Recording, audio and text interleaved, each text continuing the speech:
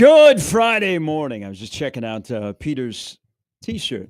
Oh, I didn't even see that. Well, nice job, Peter. The Cena farewell tour. That is a beauty. You went to Indianapolis for that? Yeah, Royal Rumble was there this year, and I went because I'm a Colts fan, and I've never been to a Colts game there. Okay. So I still haven't been to a Colts game at Lucas Oil, but I've been to the Royal Rumble there. So now I got to go back for a Colts game. Nice. That is very, a very great cool shirt. Thank you. How was it? It was very fun, very cool. All right. Are they your Colts? They're your team? Yeah. You bleed blue and white? Sometimes, unfortunately, yes. Did you like that guy who sang all the songs before your games every season? You know what I'm talking about? Oh, yeah, Superfan Seth. Yes. Yeah. Superfan Seth. Yeah, he won the Fan of the Year. He got to go to the Super Bowl. He's having a good time. It's a great win for the Colts. Cool dude. First champion Indianapolis since 2006. All right, so here's the real test of you being a Colts fan. Yeah. Did you boo Andrew Luck when he was walking off the field after it became known that he had retired during the preseason game? No, purely Okay. because I was in pure shock. Okay. Do you remember who they were playing in the preseason game when he was walking off the field? Bears. There you go. Yes, they were. Do you know where I was when I saw that? Standing right next to Adam Schefter, being like, maybe this isn't the best idea. I was actually watching the game in Chicago. I was in Chicago for a weekend. The Cubs were playing the Nats. I remember exactly where I was. Oh. I had just finished unpacking in my sophomore year college apartment. I was like, it's going to be a great year. That is one of the mistakes that Adam Schefter has definitely made in his career. Like, could he have not have waited for the poor guy to get off of the field before he broke the news that he was going to retire? I mean, then he wouldn't get the scoop because he probably would have said it to somebody else. I think when you have a scoop, I think you have to go with it. Etiquette doesn't exist anymore when it comes to the rules of scooping. Hell no. I mean, that's a ruthless business, being an insider. Yeah. So you step on a lot of toes, and you have a lot of people that are like, okay, this is great, or you're an idiot like that. Hey, respect Andrew Luck. This is a big decision. I mean, this is going to change the course of the Colts franchise.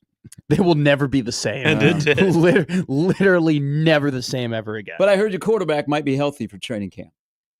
Well, that'd be a step in the right direction. Okay. All right. Being able to actually throw the ball. That is the nicest way that you could have possibly put it. I've run out of words. All right. Welcome in, everybody. It's a feel-good Friday. Gary and Matt. Peter is in for Jimmy. If you were like yours truly, yes, you were up at 4 a.m. with coffee in hand, sitting out on the, it's not called the lanai in the Midwest, but sitting out on the porch, just contemplating life in general, sitting out there sipping coffee in football weather, watching golf. And right now, the U.S. This is not going to help foreign relations. Brian Harmon is having himself a day. He is the leader, as he has a one-shot lead through 8. Is that him that just rolled in a long putt? I think I didn't see it. No, I think that was Hogard. So I love that we are up, America, that we are up at 4 a.m. to watch golf. You are.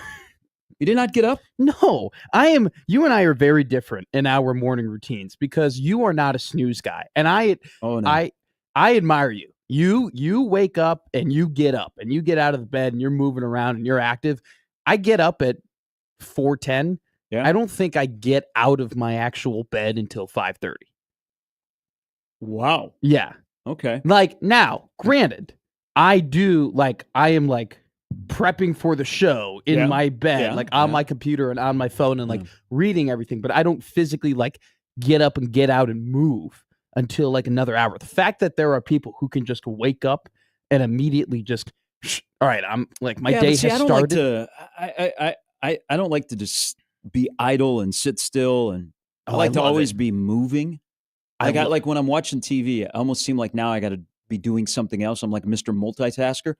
But if I need to get going. I mean, I don't want to waste time. And sure. So I get up, and this morning I flipped on golf, took the pad outside and watched it. Unlike some people that I saw on the old X, which was probably a Hall of Fame day yesterday. It was for incredible. memes.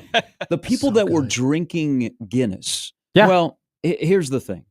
I've let it be known how I feel about Guinness. I think it's a nasty drink. Whoa. And I would only drink Guinness. I've had it touch my lips twice in my lifetime. It's just too heavy for me. I'm not going Guinness. I'm not going, hey, there's something going on in Ireland, so let's drink Guinness. But if I had boots on the ground in Ireland, I'm sure Guinness would taste differently, and that's where I would enjoy it. But I'm not at 4 a.m. drinking a nasty drink. You might say coffee is nasty and it stunts your growth, but you know what? I'm way past that. It does. There's no chance I'm ever going to be 6'7". Well, but for people that are drinking Guinness, watching the Open, good on you.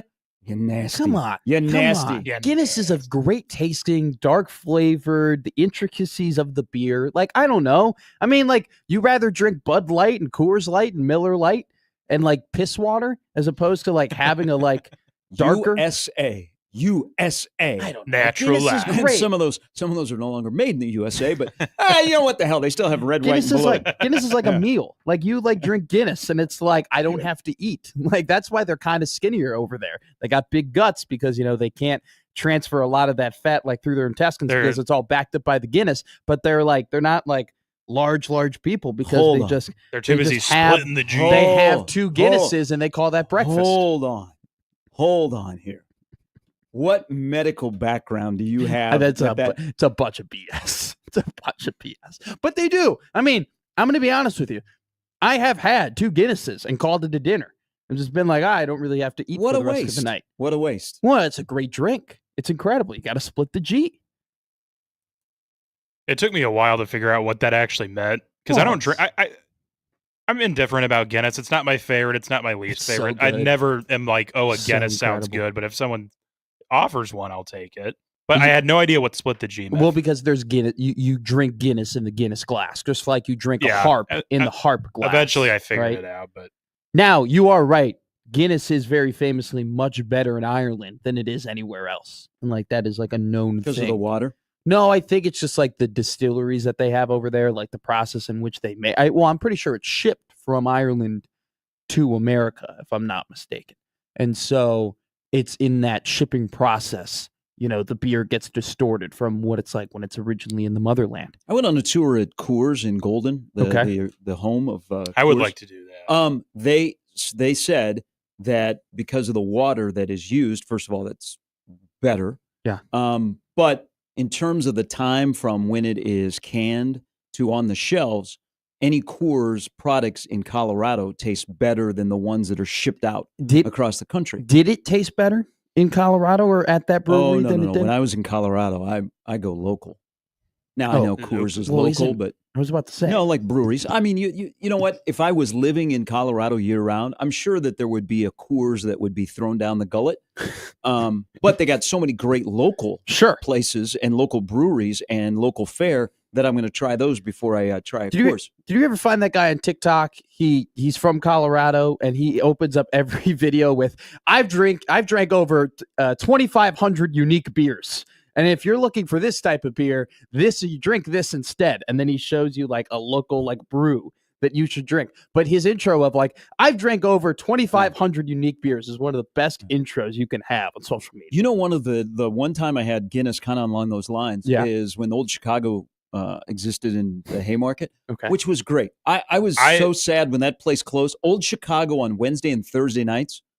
Come on now. I was a frequent cheap pizza, cheap beer. Frequent visitor on the weekend, or I think it was Friday night specifically, where they had a student late night special thing. You get a personal pizza and fries for like $4. Oh. It was awesome. I was on the Wall of Foam. I got my own mug there. Yes, you had to drink 114 beers. Now, not all at once. That would be pretty amazing. And I would be Andre the Giant numbers over there. if somebody drank 114 beers all at once and all they got was a friggin' Stein, I would be ticked off. He'll drink you under the table. I had a mug. I had a mug there that had my name on it because I was on the Wall of Foam. So after you make the Wall of Foam, they put your name up, and then you get a Stein. Yeah. And every time you go in there, you have a card, and I would show them I'm on the Wall of Foam. They would find my Stein in the back. They would bring it out, and I would get like a reduced beverage. I feel like that's a life goal of mine, to have my name on the wall of a restaurant or a local establishment. That would be pretty cool. Thinking about suing Old Chicago, though. Why? So when they shut down in Lincoln, and now we're talking about 20 years ago, 25 years ago.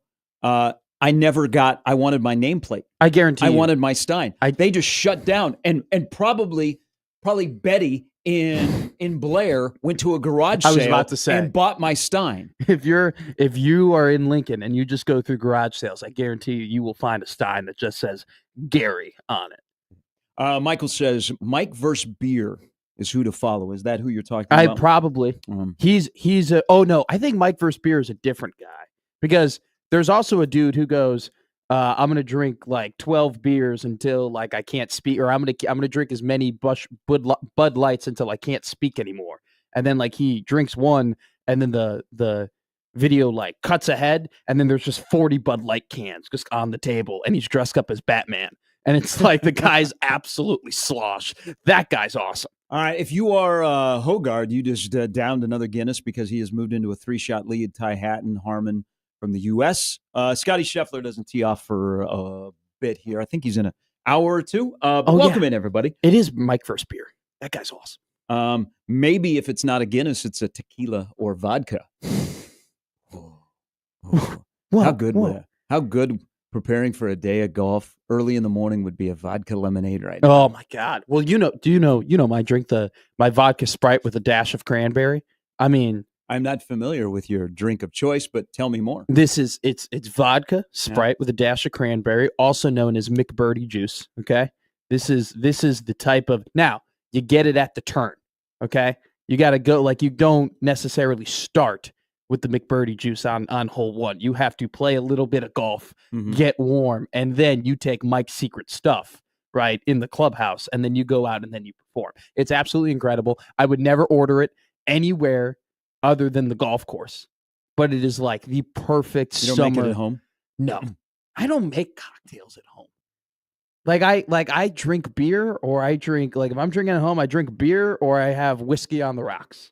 Or I like go to the vending machine and I get like a Diet Coke. But I'm not the type of guy that has like the simple syrup or the grenadine or the bitters. Are you not strong enough to handle it just straight? Oh, I have to have it on the rocks. I can't do. No, you start adding these funky other drinks to it. No. I told you, straight. I just go straight whiskey, or I add the Diet Coke every once in a while with a nice little lime, a splash of Diet. Right, Thank you, Peter. Welcome to being an amateur. What do you want me to do? Make a Manhattan? Just go straight hard stuff. I think it's good that I'm 23 and I haven't gotten there yet. You would be a little concerned with me if I was just like, yeah, I'm just drinking straight whiskey. No, I would go, hey, someone has taught you well. No one has taught me well. You know? He's coming up. You don't have to, see, that's what we fancy things up too much in life. All right, just be straight, okay? If you want to cheat on your wife and you're at a Coldplay concert, don't duck. Okay? Just let's play be cool. straight. We try and fancy everything up and all that. Just be straight. You know what? Boom. Just boop. Don't go ride the roller coaster. Just boom. Straight is boom. And with that said, Phil Steele is going to join us coming up at 8:30. There is no connection to Phil Steele and what happened at a Coldplay concert at Gillette Stadium. I'm just telling you that the lineup brought to you by the rooferys of John Higgins Weather Guard. Phil Steele will stop by at 8:30. So just like we did with Brett Ciance, we went through all 165 pages in his book. Yeah. We will go through all 360 pages with Phil Steele. So Phil will be on for about 6 hours, beginning at 8:30 this morning. Can we talk about Coldplay people? We'll talk about them. Okay. Just real quick. Like, when did we leave the days of like when having an affair was like the super secret thing that we were ashamed about? Like, when did we forget about regarding Henry, where you just like, you get a hotel room and that was your hotel room? Like, what the hell are these people who are having affairs going out in public for? Well, you've probably never been cheated on, right? No. Okay. No, but I've been in somebody that was in a marriage and got cheated on. I got some thoughts about this. So we are probably going to differ. If you're going to be jokey guy, we're going to get into a conversation, because I am so happy for this dude's wife, because she's going to take him to the cleaners, and rightfully so. But she may have known that this was going on. I got lots of thoughts about this, but also on the show today, Mike Schaefer. Why does it always coincide? It's not like people are tying in. Matt Verzel will stop by. That's the lineup brought to you by the rooferys of John Higgins Weather Guard. So yesterday was a Hall of Fame day. It was incredible. For memes. I mean, there was lots going on. There was no major sports. Baseball is back today, thankfully. But with no major sports, things kind of got sideways all over the place. And this is what now I think, and maybe as you get older, you become a little bit more pessimistic. I think that every viral piece of video and content is a PR stunt. Because before yesterday, unless you lived in that part of the country, had you ever heard of the company Astromer? No, never heard. No chance. So that's why. So now everything I see, and and I'm a big TikTok guy. I love my TikTok. Okay, TikTok was ablaze yesterday. There was Colbert, there was Coldplay, there was Epstein, there was one of my favorite goobers in college football was all over the place. But I'm thinking now, every viral piece of content and video, I think is a PR stunt. And some I'm like, okay, I used to be in that world. Not a bad idea. That's how I now am going to approach everything. Sure. I hope I'm alone or in the minority because I think there's some real stuff out there. But I thought, you know what? Is the company being sold? Is there something going on? That's what I immediately first off. Not of, you know what? Hey, you're HR woman. You are worse than the guy who, let's blame others and let's duck. And you know what? If you're going to cheat, because I think you were kind of alluding, hey, if you're going to do this, don't go out in public. You know what? What if they would have just waved? What if they would have just waved? And exactly. And Chris Martin, and this is what America needs, because America right now they need Chris Martin. Coldplay has united us. Okay, it brought the internet together, because there are probably very few people this morning that you'll run across that do not know about what happened or have seen the video or has heard a piece of the video. So Chris Martin, thank you. But you know what? If they would have just waved or been in obstructed seating, it wouldn't have been an issue. But still, the guy got caught, and I'm here. You know what? In Florida, you can go online to get a divorce. I don't know what it is in Massachusetts, but I'm all for her. And I believe that she has a spouse as well. I'm pretty sure this is a full-blown affair from the reading that I've done. Yeah, you know what? It is. You are a creep, okay? And you deserve everything that's coming your way, okay? Because you blamed others in this statement that was sent out. And just think about this. Think about this. Hey, again, I was in a marriage that I got cheated on, okay? To have in this moment, because there are kids and there are spouses that are involved, they are innocent. That's how you find out something goes viral. Think about that for a moment. I know people are having fun with this, okay? And there were memes everywhere, but there are people involved here. And that guy, I hope he gets taken to the cleaners. I hope she owns the company and then she sells it for much, much more money. So he's worth $1.2 billion. Yeah, but again, had you ever heard of the company before yesterday? No. That's why immediately I was like, no. Oh, they got to be, maybe they're selling. There's a PR stunt. They really did. There's just a friggin' idiot who got caught. So the actual company is $1.2 billion, and then he himself, which Andy Byron is his name, who I would never have found out about who this guy is previous if this could not happen. He's worth $20 to $70 million. So she's going to get paid. But the memes from yesterday were quite great. Yeah, because this is what, and this is also a little bit of a sports thing, and I don't want to go on a rant here. I mean, this is a feel-good Friday, but there are some of us out there that this hit pretty close to home, and I feel for the kids and the spouses, okay? Because this was a viral moment that you can't ignore, especially if you live in that part of the country. And I imagine that both of them are well-known in the community, is people that have means or in positions of power or high authority, we do love, and it's not just this thing, it's also sports and other things out there going on in life. We do love drama. Like, we are attracted to drama like none other, and we love to hate. Like, we do love to hate. I mean, reality shows are exactly that. Like, Love Island is so incredibly popular because it's drama 24/7. And I don't know if you've watched Love Island in a room full of like 4 women, but the amount of no.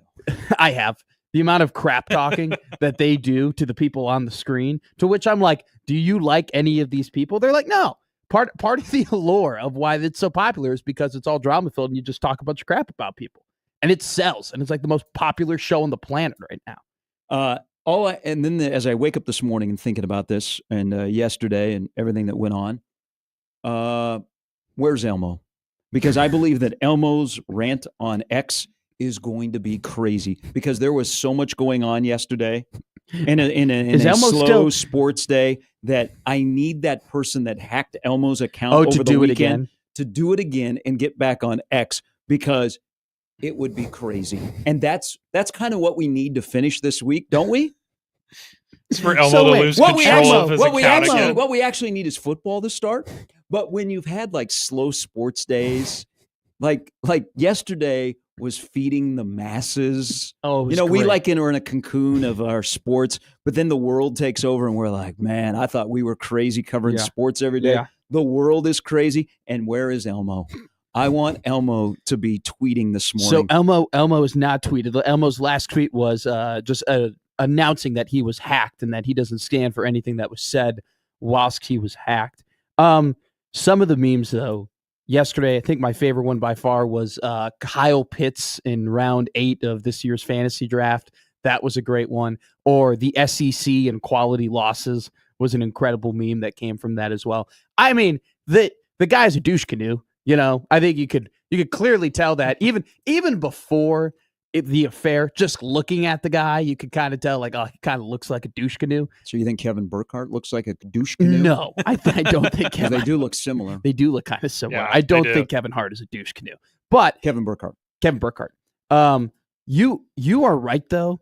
Like, if they just stood there and they were just like hugging each other and they didn't do anything about it, they just waved. It would not have gone viral at all. And funny enough, there was kind of a situation like that with like Selena Gomez and like one of her, like male friends while she's engaged to Benny Blanco. Like they were caught at a concert, like dancing together. And like, she was like, oh, we're just friends. Like, can friends just not hug and dance together, and have a good time? Like, it's not a big deal at all. Like, they might have been able to do that. But the guys, I mean, it was a banner day on Twitter. What did you say he's worth? 70 million. Like him personally, he's worth 20 million to 70 million. And the company is 1.2 billion. $1.2 billion. Yeah, and how many people had heard of this Never heard company of it. before yesterday? Zero. I still don't know. It's just a tech company. It's just a job profession. Is astronomer that's just a job. That's why I never heard of it. No, I think it's just a tech company. Which, by the way, is I'm sure a lot of smart people work there. They're so well. Clearly this guy's not. Clearly not enough smart people. Clearly not there. enough from the top down leadership. I think the development of I think the HR lady is worse in this. Well, can you imagine like anybody that works for that company? And I guess they told them not to come in yesterday. Everybody was remote. Hell, I'd be coming in. I'd be like, screw that. I'm coming in. I got to see this. Like any future human resource meeting in that company, you're like, this is a great point. I think the validity of any of her HR rulings over the last year have had to be kind of wiped out at this point, considering the fact that she was committing probably, one of the bigger crimes of HR, which is, actively cheating on people within the office. I think someone pretty quickly found the LinkedIn post about her. I think she just started there last year. That's the wild thing, Peter, about things these days is once you go viral, how quickly you get doxxed. Yeah, it's like really people. God. Now I get if you live in that part of the country, he's recognizable. But we live here in little old Omaha, Nebraska, and I know who the guy was. No. But immediately you had him, her, then unfortunately you had the family and everything else that goes in it. Everybody knew who he was, like almost immediately. And then he's, I guess, forced to blame others in a release that was put out a little bit later. I think one of the worst people a part of the whole thing is the coworker that was with them, who was like smiling the entire time. That was caught on camera. And that sucks because if you're the spouse and maybe you were not surprised that this was made public, but the fact that people that where your husband or your wife works, they are all in on it and they all know it and they're okay with it. That also hurts. That really, really sucks. But never did I think that after the day started yesterday, that somebody farting when Scotty Scheffler took a shot at the Open would be further down on the list of things that made you go, what? Colbert? Oh, that's what yesterday was. Thank God sports is back today in your favorite Major League Baseball ballpark. And tomorrow, you know what is coming. Poirier, baby. Week 0. That, yes. But Poirier, week 0, we can cross another Saturday off and we can dream of football is on the horizon. The camps are open. People are getting paid. Quentin Johnson is dropping. Quentin Johnson's dropping passes already. We're fully back. We have lots to discuss on this Feel Good Friday. We will make it a Feel Good Friday because if you want to feel good, all the stuff that's going on, you're doom scrolling, get away from it. Think about what it would be like if you were paid TJ Watt money or even more, Micah Parsons money. Go outside because it is football weather outside. It feels like early October outside. I mean, this feels great outside. The slight breeze, and then it's going to feel next week like two-a-days. Well, used to feel like. Well, I walked outside today and I was like, we're 10 degrees away from bear weather. If we were just 10 degrees cooler, if we were in the 63, 15 miles per hour, you can wear a hoodie, but you're a little chilly, but you're not fully chilly. God, we're there. I could taste it. I could taste 9 and 8. Phil Steele coming up in a couple of hours. We'll get his thoughts on what he sees in Nebraska. Now we got no media days today, right? No, we're done with media days until next week. My favorite goober spoke yesterday. Eli Drinkwitz? Yes. He is a goober. That was a goober statement. And goober is used in a good, endearing term from yours truly. Okay. Now I'm not using goober and again an endearing term to Eli Drinkwitz. We're off and running. Gary and Matt with Peter in for Jimmy on 1620 The Zone.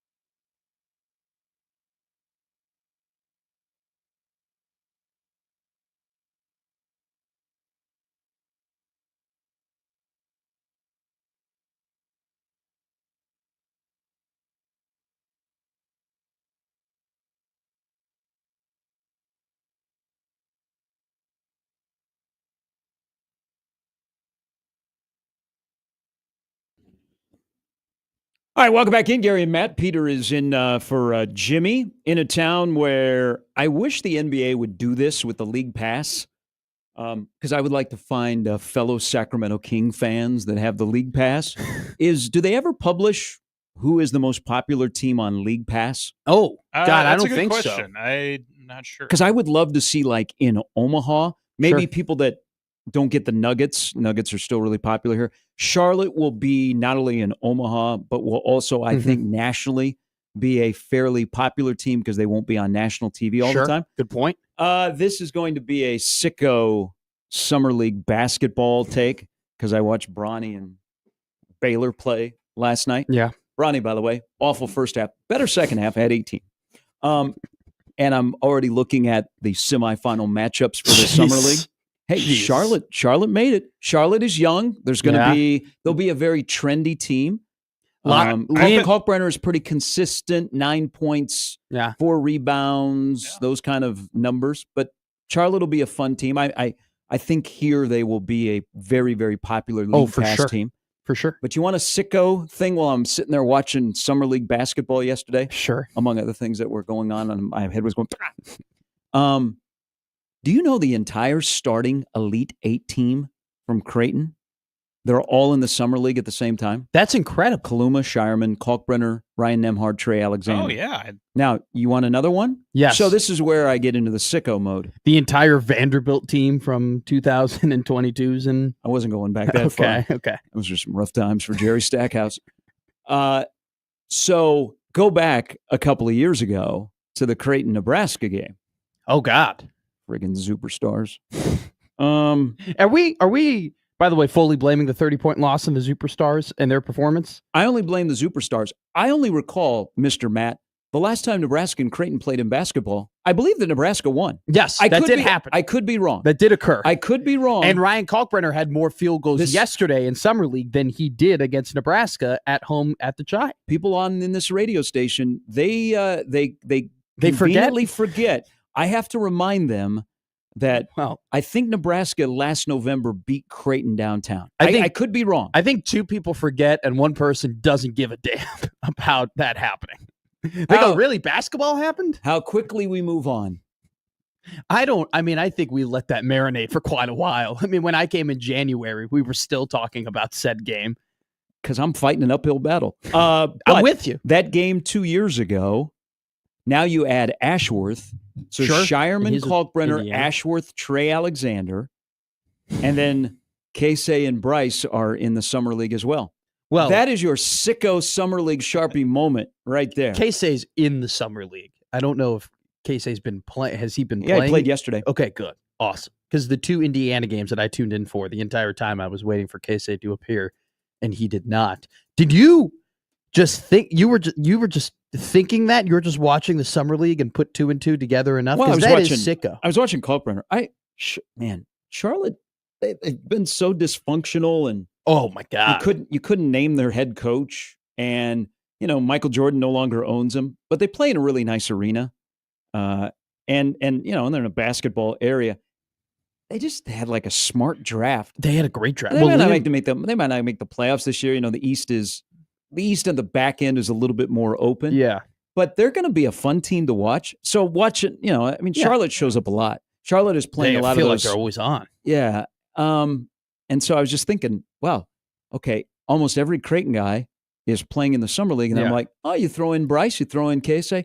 Bryce, by the way, one thing I'm noticing in his minutes with Detroit, he's not as comfortable when the ball's not in his hand. Okay. Like you almost don't know what to do because he was a facilitator last year at Nebraska, and he's not necessarily needed that with the Pistons. Mm-hmm. So there are times where he looks like he's not lost, but just okay. Now, what do I do with my hands? Do I talk with my hands? Ricky Bobby. What do I do? Is Ricky Bobby at basketball? He was passing when I've watched him, and I haven't watched every single minute of him, but when I've watched him, I've noticed that he's been way more willing to pass the ball and try and facilitate for others as opposed to trying to get his own.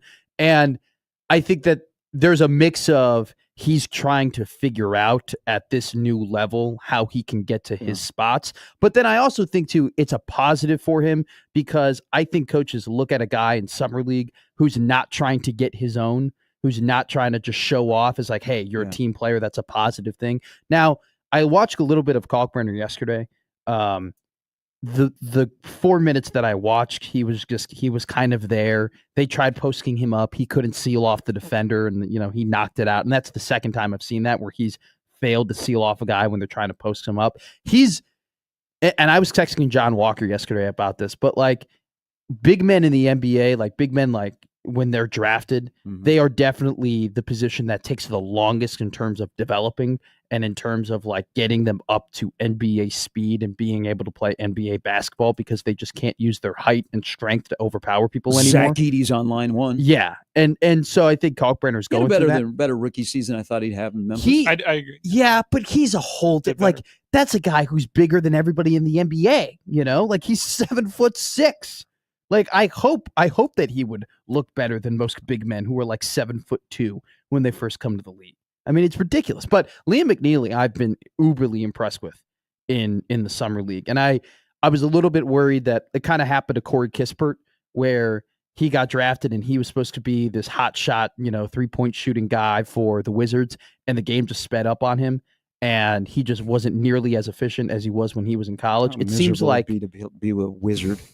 Oh, I mean, the Wizards and Hornets have to be like the two worst teams to get drafted to, I think. Well, that's no what, one really cares. That's what Paul George said on his podcast. Is that he crushed Charlotte? Not the city, sure, but he crushed the organization, and kind of rightfully so. Nobody watches their games. No, they're never on national TV. But now in Omaha, they're going to be the #1 league pass. They're poorly managed. They're always hurt. Also, somehow, everybody on Charlotte is always having like some sort of knee problem or ankle problem. Yeah, I don't know. They just you'd think eventually they'll turn the corner. Maybe this will be the start. The only memory. They had a nice draft. I mean, they got 2 young pieces to add with Ball and Miller, and then they have a good draft, and all those young guys are playing together in the summer league. That's why they're in the semifinals. I haven't seen a lot of Knuppel play this summer league, but it seems like he's doing well. My biggest memory of the Charlotte Hornets in the 2010s is when Headband Guy during the playoffs got into it with Dwayne Wade. And then Dwayne Wade ended up going off. He was wearing purple. He was sitting courtside. Dwayne Wade should have knocked him out. Well, you guys ended up winning that game. Yes, we did, and we won that series. Yeah, because of Headband Guy. That's the only memory I have of the Charlotte Hornets. That and Michael Kidd-Gilchrist is terrible shot. I believe there was a guy that wore 7, wore number 3, and wore number 6 that might have helped. Potentially, but I remember Headband Guy. That's who I remember. I don't remember. It was a 6-3 series. I mean, it was like 2 mid-seeds that you knew weren't going to make the NBA Finals. No offense. But like those 2 teams had no shot at making a run that year. And I just remember Dwayne Wade looked like he wanted to knock out the Headband Guy and single-handedly like led the Heat to that win in that game and the win in that series. That and the Zeller brothers. It seemed like there was always a Zeller on Charlotte. Or a Plumlee. That's a good call. Al Jefferson, what an underrated player in general. He played for the Charlotte Hornets. That's it. That's all I got. That and before they became the Hornets when they were like the worst team of all time as the Bobcats and won 7 games. Shout out Gerald Wallace. Rooting interest in the other semifinal too. Chucky on the Raptors. Yes, and so St. Thomas and Salas were together last night for the Sixers. Yeah. It's been fun to watch. I had no idea that they were in the semifinals. I was just the games were kind of just on, and I was just putting the games on. I think it got determined like pretty late last night, and they do it. Oh, I have the only reason I know Charlotte is in the semifinals is because they mentioned it. I'm not looking at standings. Again, I'm just there for the entertainment. Admittedly, I have been checking the standings because I'm curious. The Thunder, they've been playing well, and I'm like, how do they actually qualify for the top 4? And they do it by average point. The Bulls won a summer league title in 2018, and that's the last championship that they've won. Hey, you don't see me walking around here with Sacramento King back-to-back summer league championship. Oh, did they win back-to-back summer league championship? We'll find a shirt for you somewhere. They have a chance. They have a chance to win the 3rd in a row. It's a dynasty. It's funny. Like we try and do the whole, like, are you an NBA diehard? Can you name every NBA champion since like 1980? Can you name every finals MVP since 1980? I think the true NBA sicko would be, can you name every summer league champion since like in the last 15 years? If somebody could do that, I would worry about their health and how dedicated they are to the association. You're not looking at yours truly. Who do you, I mean, the number one league pass team in the NBA has to be the Lakers, right? Well, yes and no, but they appear on national TV so much, so maybe people don't immediately grab the league pass. I'm talking about like fringe teams that don't show up on national TV like a couple of times a week. That the only way you can really watch your team is you have to get league pass. Like Sacramento I think Sacramento had 3 national games past year. I think Toronto would be a team. I had to watch Mark Jones a lot. Hey, you guys think he's crazy doing Colorado games and some of the stuff that comes out of his mouth? Those late night games at the Golden One Center. Is he a Domantas Sabonis honk? Like, is he just going crazy? No, he's very much a Kings fan. But there's some wild stuff that he says. Is he like pretty close to Paul Allen when he does the Sacramento Kings games in terms of being a homer? Not that much, but he's different compared to when he's doing like a neutral NBA game. Okay, which is okay. I mean, I want my announcer to be. I don't want to tune in and go, "Oh, are we borrowing the Warriors announcer tonight?" My broadcast that I very seldomly listen to every once in a while is just the Stacey King show. That's just all it is. It's just Stacey yelling all of the same things that he's been. I give so much credit to Stacey King because he's been saying the same phrases since 2010 as he says right now. Like, stick to your craft, man. Like, if it ain't broke, don't fix it. All right. A little bit later, Phil Steele will stop by. Mike Schaefer, Nebraska will show some interest in an announcement today by a defensive lineman. No Swedish fish in Lincoln? God, I hope. Swedish fish. I don't like Swedish fish. Auburn. Oh, you don't? No. I think they're pretty good. Overrated? They're not on the Mount Rushmore. They stick to my teeth. I feel like so you don't like Dots either? No. You don't like Mike and Ike's? No. Do you like life? Yeah, I enjoy it. It's been going pretty well for me so far. Questionable. Hour 2 coming up next.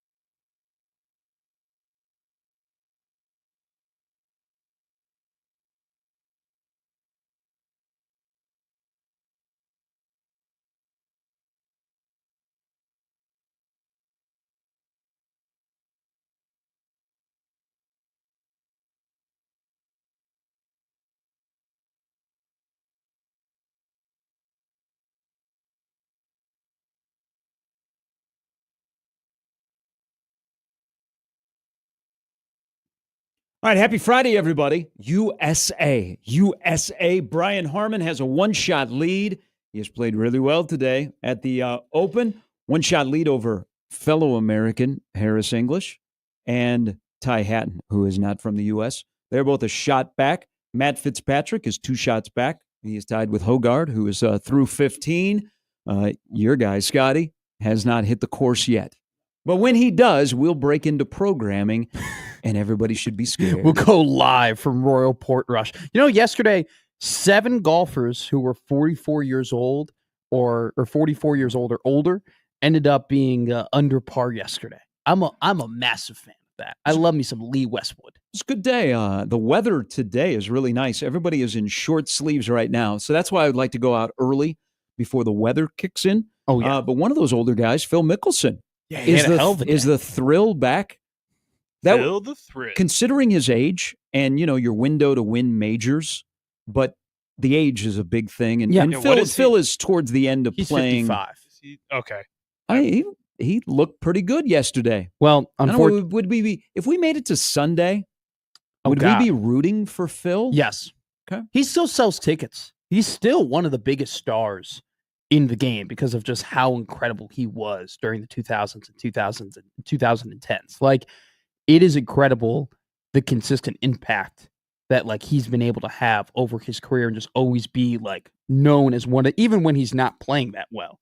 You want to know what Phil is doing. Didn't we have our emotional moment with Phil at Kiowa, and now Phil is, sometimes doesn't seem like golf is the number one priority. But I think I think that in golf, you play on live. You're always willing to have more emotional moments with the people that you absolutely loved and rooted for, within the game. And so I mean, obviously, be curious if you made it to Sunday and was in contention. It would be quite incredible. I mean, he honestly probably would be the captain of the Ryder Cup if he wasn't with Live Golf at this point in his career. And he's decided to do what he's decided to do. But I don't think that. I mean, obviously, people definitely feel a different way about Phil ever since he's kind of began this escapade with Live Golf. But I don't think you can erase all of the memories and how the good and bad that he's provided. And so he's always going to be a name, even though he just bogeyed the first hole. He did? Yeah. All right, he's out. But Scotty Scheffler, by the way, which seems inevitable at every major or every tour stop, he is one of the rare golfers that hit 3 or 4 fewer fairways yesterday and shot a 68 or better. He got the putter was back, which has kind of ailed him the last couple of weeks. Every day that ends in Y is Scotty Scheffler. This is fun to watch. What time does he tee off? 8? He tees off at 8. Okay. Yeah. So hopefully he will not be impacted by the weather because I can see it's starting to roll in from the sea. Your guy had one hell of a front 9 this morning. Robbie Mack, 3 under, right in contention. Yeah, I mean, he's there. And then I got John Rahm is getting into it with fans. Hey, you brought the Ryder Cup? Yeah. The Ryder Cup is going to be crazy this year because it's in New York. It's going to be a zoo. The fans, if I was a Euro playing in the Ryder Cup this year, I would wear earplugs. Well, seriously, it's going to be raucous. So he got mad at a whistle, correct? Somebody was whistling in his backswing, and he got really mad about it. Did Scotty complain when someone farted while he was? No, because here's the thing with farting. Yeah. Is it more universally accepted than whistling? Is there any time that a fart is not funny? Yes, there are plenty of times when a fart is not funny. If you're under the covers with somebody, and then they let one out or you let one out, and now you got a Dutch oven, that's not laugh? Fun. No, I did not laugh. No, you're more embarrassed than laughing. No, I'm more what the hell is going on? I'm going to say that 98% of the time when someone farts, you laugh. There's on my TikTok. There's an adorable video of this infant that is sitting on but that's his a baby. sister's lap, and his sister is 4, and the infant farts, and the dad is right next to him, and his head snaps around, and the little girl starts laughing, and she goes, baby farted on sister. I was I'm favored in that one. I've gotten into a fight with a friend because we were on a bus together, and he let one out, and it was so bad that it like cleared the bus. No windows. And open? I was like, "Are you kidding me? Like, we are in a very small confined space." Did he laugh? He thought it was funny. See, I think, but no, it does not. I count. think 98% of the time farts are funny. Everybody else was pissed. Everybody else literally cleared out the area and was like, and then he started being a real about it and like started running up on people and like, trying to fan and fart at him. That guy's a knucklehead who needs to be knocked down. Exactly. But initially it was funny. No, it wasn't. The way the BBC broadcast handled it yesterday was great. Well, the little one-liners that they had. The one commentator said, there's a little wind. I farted because they thought initially it was Scheffler. I farted plenty on the show. You've never laughed at it. I've never heard a chuckle out of you when I've let a couple rip. I don't think a fart is really good for radio, but on TV I think it's better. I've never farted into the microphone before. Well, let's hope that you don't. That would be kind of funny if you did. Can smell travel through the radio? Oh, God. Okay. All right. From that to Eli Drinkwitz, as we welcome back into Gary and Matt on a feel-good Friday, a free-for-all Friday. This is an endearing term, and I don't know if he can coach, but Mizzou is 20-5 the last 2 years. That's one hell of an endorsement. He is one of my favorite goobers. He just is a down-home guy who seems like in the middle of Missouri is the perfect coach for Missouri. Yesterday, he was at SEC Media Days. And, boy, if you get stuck on the fourth day, I was watching the SEC Network because I heard Sam Pittman bring up Monte Harrison. And I'm like, I got to go look. He's going to be 30 years old, guy who initially committed Nebraska and then rightfully went and played baseball and then wanted to play football as he came back. So he didn't do much last year. He's now a sophomore in Arkansas. By the way, I thought you were, like, hyperbolic on Twitter. What do you mean? Like in terms of like how old the guy is? No, I was like, oh man, he's now 30 years old. He's old, but he's come back, so he's only a sophomore. So I was watching the SEC media coverage yesterday, and the place had cleared out. There was like Drinkwitz and Pittman talking, and even Mike Elko. They like the tables in front of them at the main podium. There were very few reporters that were there. By the way, one of the rare athletic directors in the SEC that came to media days, because I guess in the SEC, athletic directors don't necessarily go to that event. Sure. Would you guys like to guess who one of the rare ADs that made his trip to Atlanta was? It was Mr. Trev Alberts. Yeah. He likes those events, though. He was playing, there was a great video, or a great picture at least, of him playing EA 26 with Mike Elko and getting his butt whooped. Which, by the way, how Mike Elko plays video games is psychotic. Okay, did you see how he's positioned in that picture? He has great posture. Okay, he is full. He has to support his head. The guy wears like an 8.5. His dome is gigantic. He is fully postured, and then he's got the controller like right on his thighs, like straight up. Like I've never seen anything like it before. Like he's just kind of like, I don't know. He's all wrist. I've never it's crazy. It's like straight out of a magazine the way he holds a controller. I'm like bent over, like I look like a slob, like I got my elbows forward.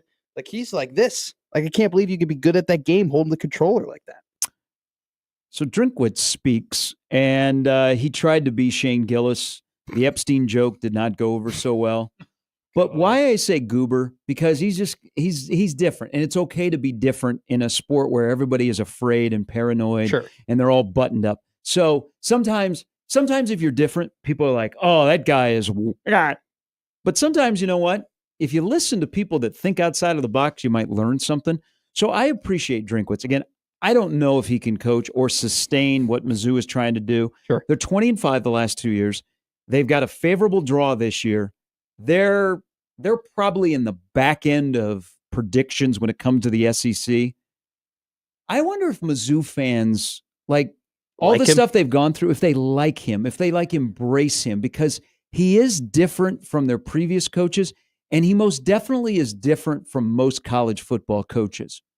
I loved what he said yesterday about the 9-game schedule, where he acknowledged, hey, having 8 conference games would be great for me. It would be great for the wins in the athletic department, but we have to do what's best for the fans, and we have to do what's best for the players. And he laid out the whole, we don't do this without them and everything like that. I think that was very, very well said. He also then gave his playoff idea, which I countered everything he said. I love that he thinks outside of the box. Not everybody's going to agree with him, but he's willing to talk about things that aren't about his program. Well, and he did yesterday, and Mark Stoops was there as well, and he talked about 9 games. I mean, just do it. Sankey and Petiti, they're going to go to a Coldplay concert, and they're going to decide in that moment that while they're hugging each other, that you know what, Petiti has the power, and Sankey, you better go to 9. I think Sankey wants to go to 9. Why can't he do an executive order as the commissioner? That's a great question. Why can't he just say we're going to 9? Talk to the hand. Well, I think there would probably be a mass outrage, and there would be plenty of people who would be lining up to take his job. Are the only people in the SEC that don't want to go to 9 are people that wear suits and polos? Yes. Okay. Because they're the people who they know that 9 wins looks better on a piece of paper than 8 wins, and 8 wins looks better on a piece of paper than 7 wins. And the guys that actually coach and put together a program and their asses on the line, they'd like to go to 9. I don't know. Maybe do an executive order. But back to Drinkwitz. He said something yesterday that got me thinking about Nebraska.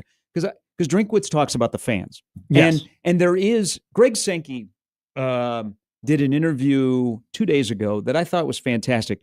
Because one thing about the sport that we love so much is the connectivity between the fans and the sport. And is really wrong. No, I don't think the teams. Okay. I don't think your own team. I think you're wrong there. I think the sport, because the sport throws you curveballs and you wonder about the being connected to the sport. I think people are more connected nowadays to their team, but the sport drives them nuts. But Drinkwitz talked about the fans, and Sankey talked about the fans and not losing that connection between the fans and the sport. Yes. Not necessarily the league or your particular team. But Drinkwitz brought up this and his playoff idea, which is kind of interesting, is fan-based interest and continuing it. And this is, and I just kind of alluded to this, you know this. I think we are at a point with college football in the way that fans look at it. We pay more attention to our team now more than ever, and we don't pay as much attention to the other teams or the sport in general. But we're locked into our team more than we've ever been. He's looking at making it, not only adding to that as your own fan base, because in his playoff idea, more teams have a chance to make the tournament, that you would hang on a little bit longer. I think we already hang on with our team, because I ask you this question. The fact that Nebraska and in the current era, what is the highest Nebraska's ever showed up in a playoff rating? Is it 10th? Yeah. Was it was Mike Riley's year? I think 10th, and that was Mike Riley's year. But has that ever, because the you got to be good on the field, but the fact that we're not talking playoffs once the season begins, has that turned your interest off? I think conference realignment has turned my interest off in terms of caring about the other teams. Okay, but you care about your own team still, yes. Right? Oh my God. And maybe more than ever? More than ever. Okay. Because we're more competitive than ever. You have an ability to care about your team and your season now more than ever. Because let's just use Notre Dame for an example last year. Okay? 10 years ago, if they were to have lost to Northern Illinois early in the season, their season would have, their national championship hopes would have been done. It would have been dusted. The fact that you now have this playoff, your season matters more because you're able to make those mistakes. And so you don't just kind of give up on the year and you're like, whatever, I guess we're just fighting for a New Year's Six Bowl. You're still locked in. And I think that social media and the fact that high school players are more accessible in terms of getting to know who they are before they even step on campus has made it easier for you to follow the team. I think recruiting, the writing, and the fact that we have all these publications that are always informing you about what your team is doing, where they're traveling, the fact that it's way more accessible has allowed people to care more about the teams. There's a lot that goes into that. So I think we pay more attention to our teams because of what you alluded to, realignment, than ever before. And we're like, okay, I only pay really attention to the teams that Nebraska is going to play. Yeah. And then I'll still be a college football fan and I'll follow it, but maybe not as much as I used to. But here's the question. And and this is why I really liked this conversation yesterday that Drinkwitz brought up, because it added to, he brought the fans into it. Yeah. And sometimes we don't think that they care about us, and we're their most important customer, is the fact that your interest in the sport, which, look at, we're 6 weeks away? Yeah. Is about what it usually is about this time. Is the interest in your team from day one to the end of the season the same? No. Okay, so at the end of the year, you give up and you stop watching? No. You're still going to watch, right? I'm still going to watch. You're still going to watch. But I definitely am not. You're still going to be vested and emotionally into it, right? Not as much as I would in week one. Well, it depends on what my team does. Okay. It depends on what, it's totally dependent on what the team does. Not everybody can be Georgia. Not everybody can be Ohio State or Michigan. So just from the Nebraska standpoint, your interest from week 1 to week 12, how much does it differ? And as at any point, do you say, I'm good, and you'd stop watching?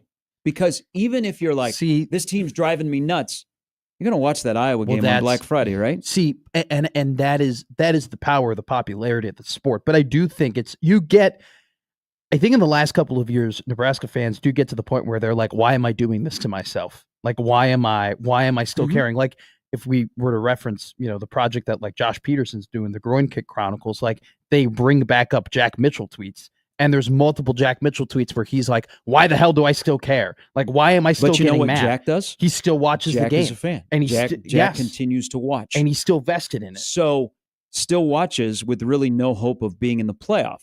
Because that's what Drinkwitz is saying. And maybe he's talking about his own fan base that wakes up in the morning and they go, this is the year to be in the playoff. And if we're not in the playoff contention by week 6, I'm on to something different. He may be talking about his own fan base. I'm thinking here, has any point where Nebraska doesn't have a chance to make the playoff, have you just said, well, I'll check back in next year? No. And I don't think, and I think the transfer portal too, and the fact that teams can turn around so quickly now. Now, this is in the course of the season, not to course correct once the season is over. But I do think that you can kind of manipulate it in your head if you're out of playoff contention, but you could say, look, if we can win these last 2 games to end the year, if we can beat Iowa to end the season, if we can have this momentum heading into the offseason, that could be easier for us to sell the program to transfer portal guys who are trying to come in. Like, the hope of the portal and the hope of the talent that you can get, I think makes even more game matter, because you're trying to promote yourself and you're trying to convince other players, hey, look at what we did at the end of the year last year. Hey, we didn't make the playoff, but you could come here and we can make the steps. But I think Drinkwitz bringing up the fans I respect the hell out of him for doing that, because how many decisions have we had over the last 5-6 years have we felt that it's like they are not listening to the fans, that they don't care about the fans, that they are not accommodating to the fans, where it's like they try and speed up the game and they try and make all these rules, but then they add a bunch of commercials, and so the game doesn't really go any quicker. That's where I, again, hey, Goober or not, I like that Goober. Yeah. Okay. Because he's standing up. The coaches are for the fans. It's the suits and the polos that are trying to hurt our connectivity to the program. The coaches understand the fans. I mean, they understand the meal ticket.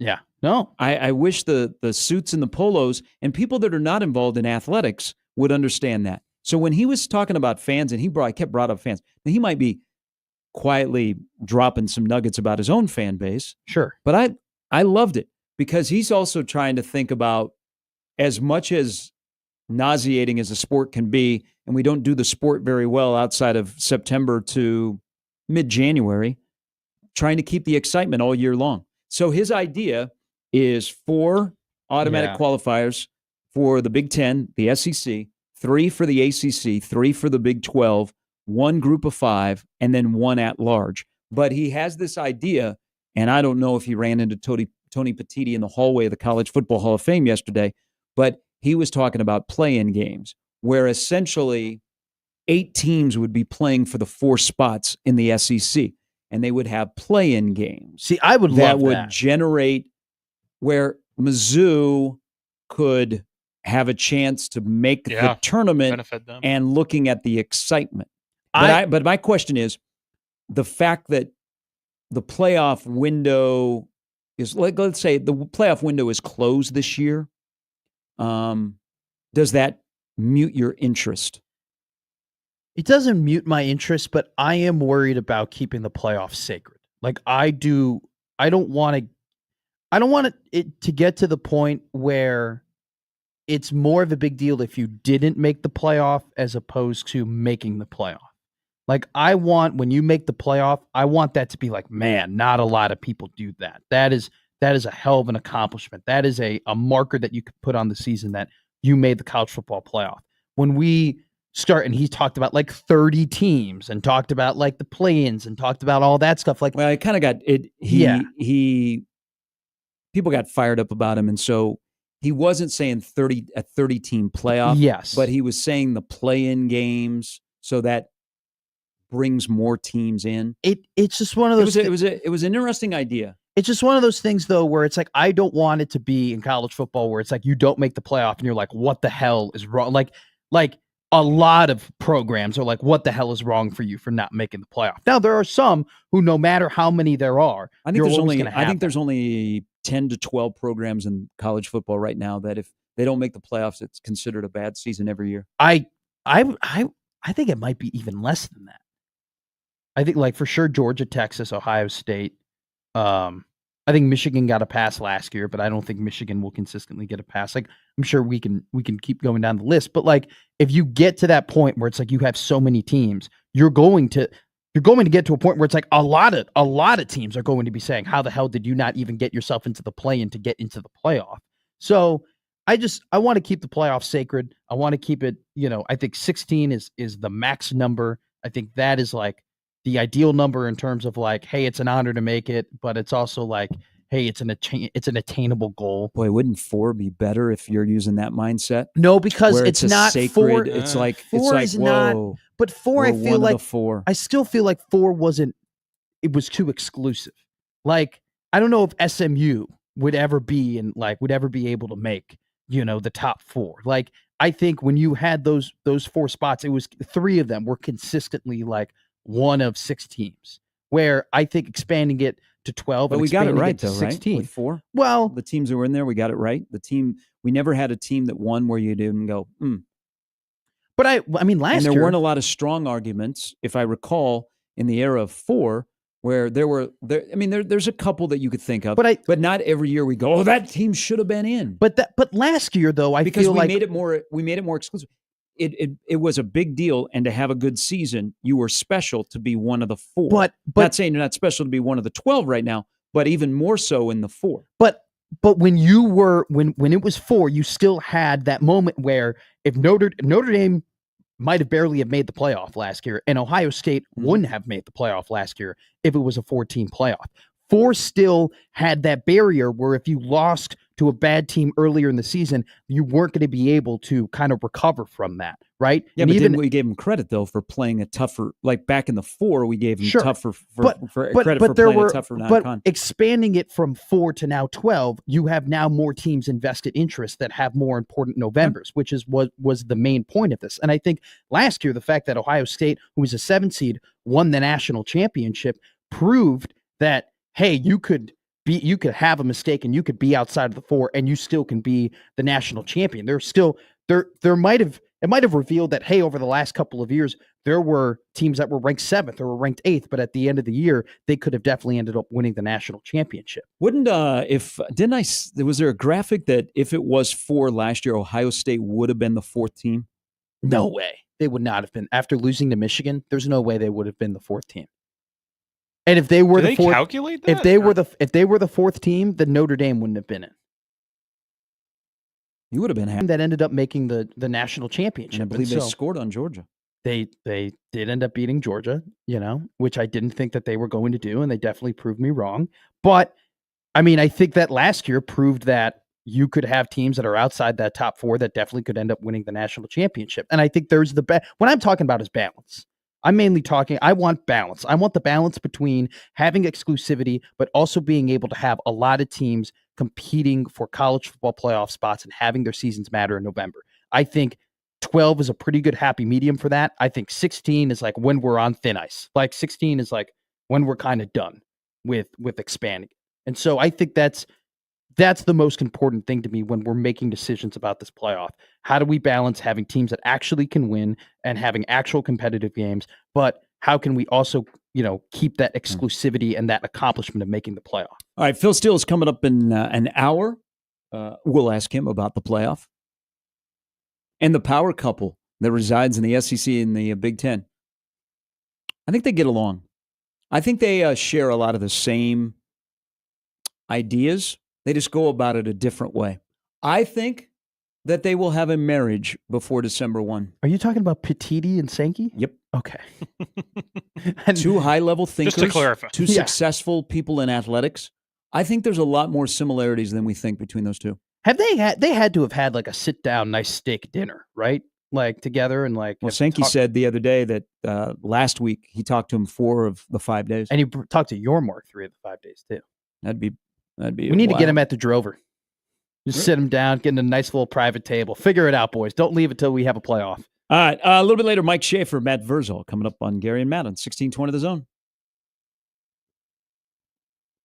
Moose Roofing. Yeah. We've had some storms that have rolled through the area, even some hail. And your shingles are, you got siding that is coming off. And you got gutters that are just hanging. What do? You turn to the MVPs of roofing in Omaha. It is Moose Roofing. Pat Moose and their crew, they are great to work with. You're going to hear here shortly customer named Paul, who had an experience with Moose Roofing that he'll never forget. He made a call. They sent out Sean Michael. He went through the entire process, got on the roof, looked at everything, took pictures, took video, so they were available for their insurance company. Always available when they had a question. Communication is the number one thing with Moose Roofing, among other things, because they want you to know exactly what they're doing, because your most valuable asset is your home. And you're like, okay, who are these people that are on top of my house? They are in my attic? Yeah, Moose Roofing, communication and the whole process from start to finish, where they are doing it for your satisfaction, and they do it the right way with the technology that they have and the knowledge they have to make sure that you save money and they don't have to come back out. Roofing, siding, and gutters, commercial roofing, also residential roofing, roof repair as well. They've been in business for nearly 30 years. They are local, and they've got a top-notch reputation. If you don't believe me, just ask their customers, all the way from Western Iowa to Lincoln and in between. So if you're out mowing this weekend and you're like, why are there shingles in my backyard? Why is there some drippage? Moose Roofing is the place to go. Set up an inspection today online at mooseroofing.com.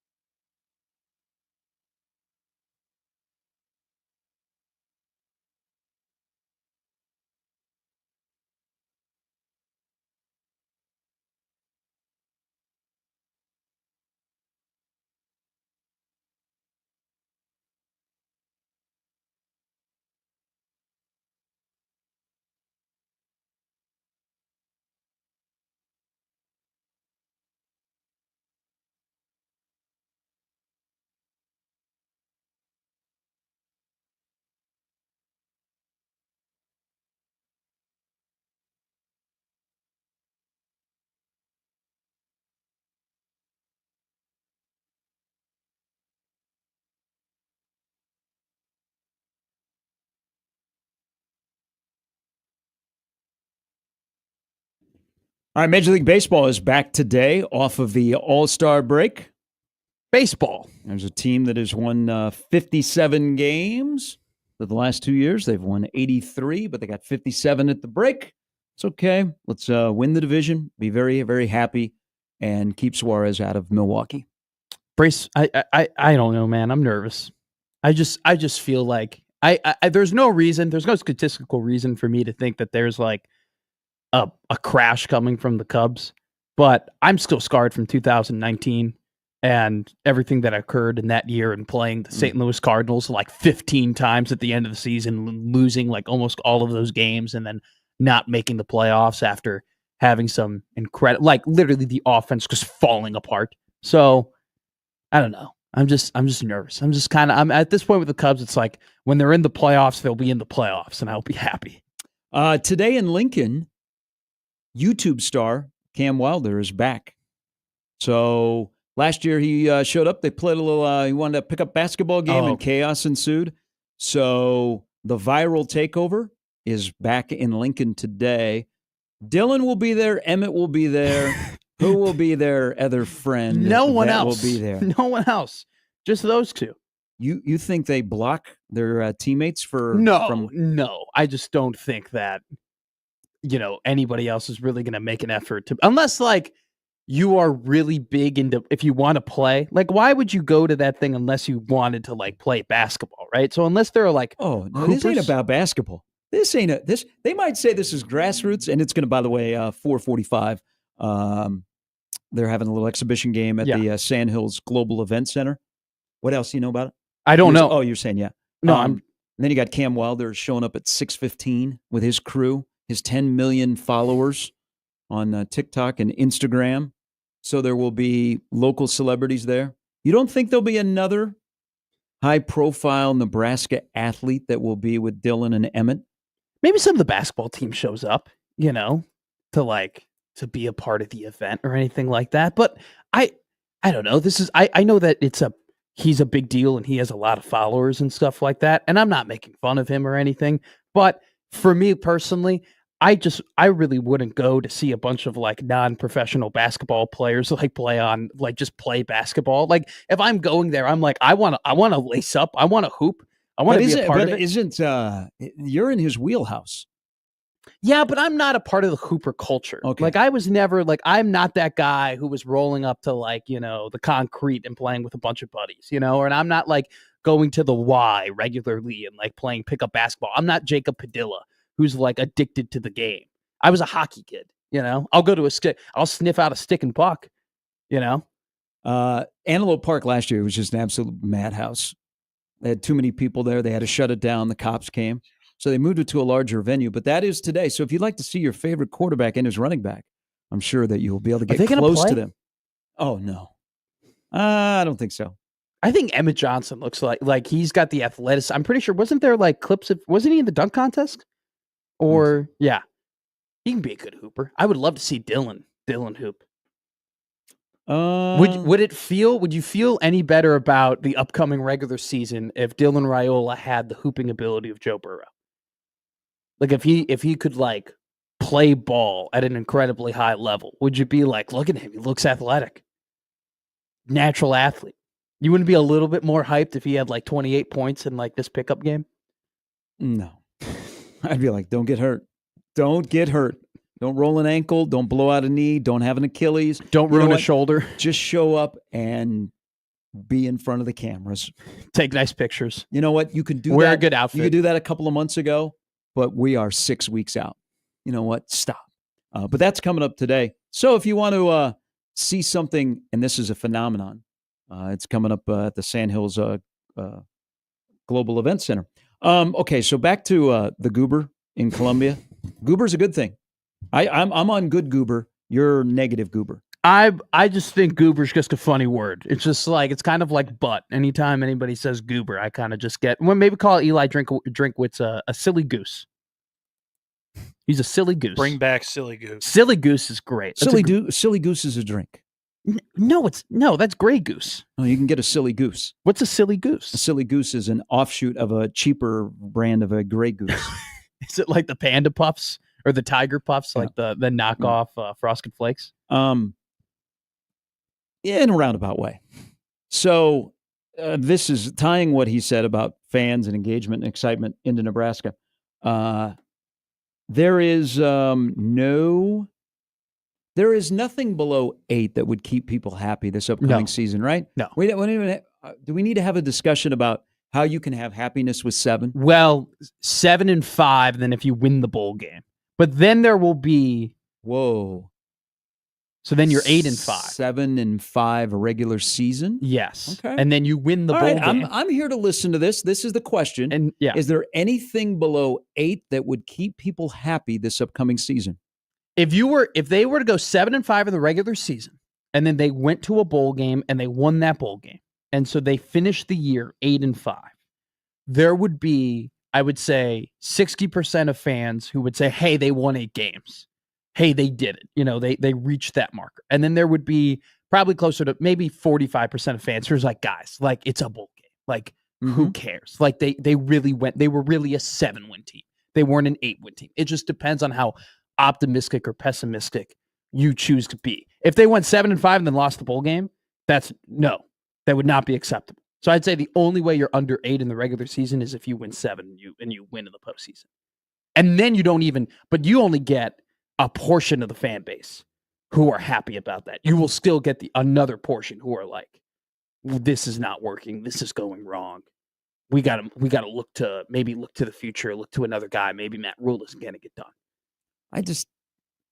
I think anything below 8 in the regular season is going to be tough to keep people happy. Well, and this is wild to say this for a program that hasn't scratched 8 for a long time, but we're at the point where it feels different. Certainly, you think looks different.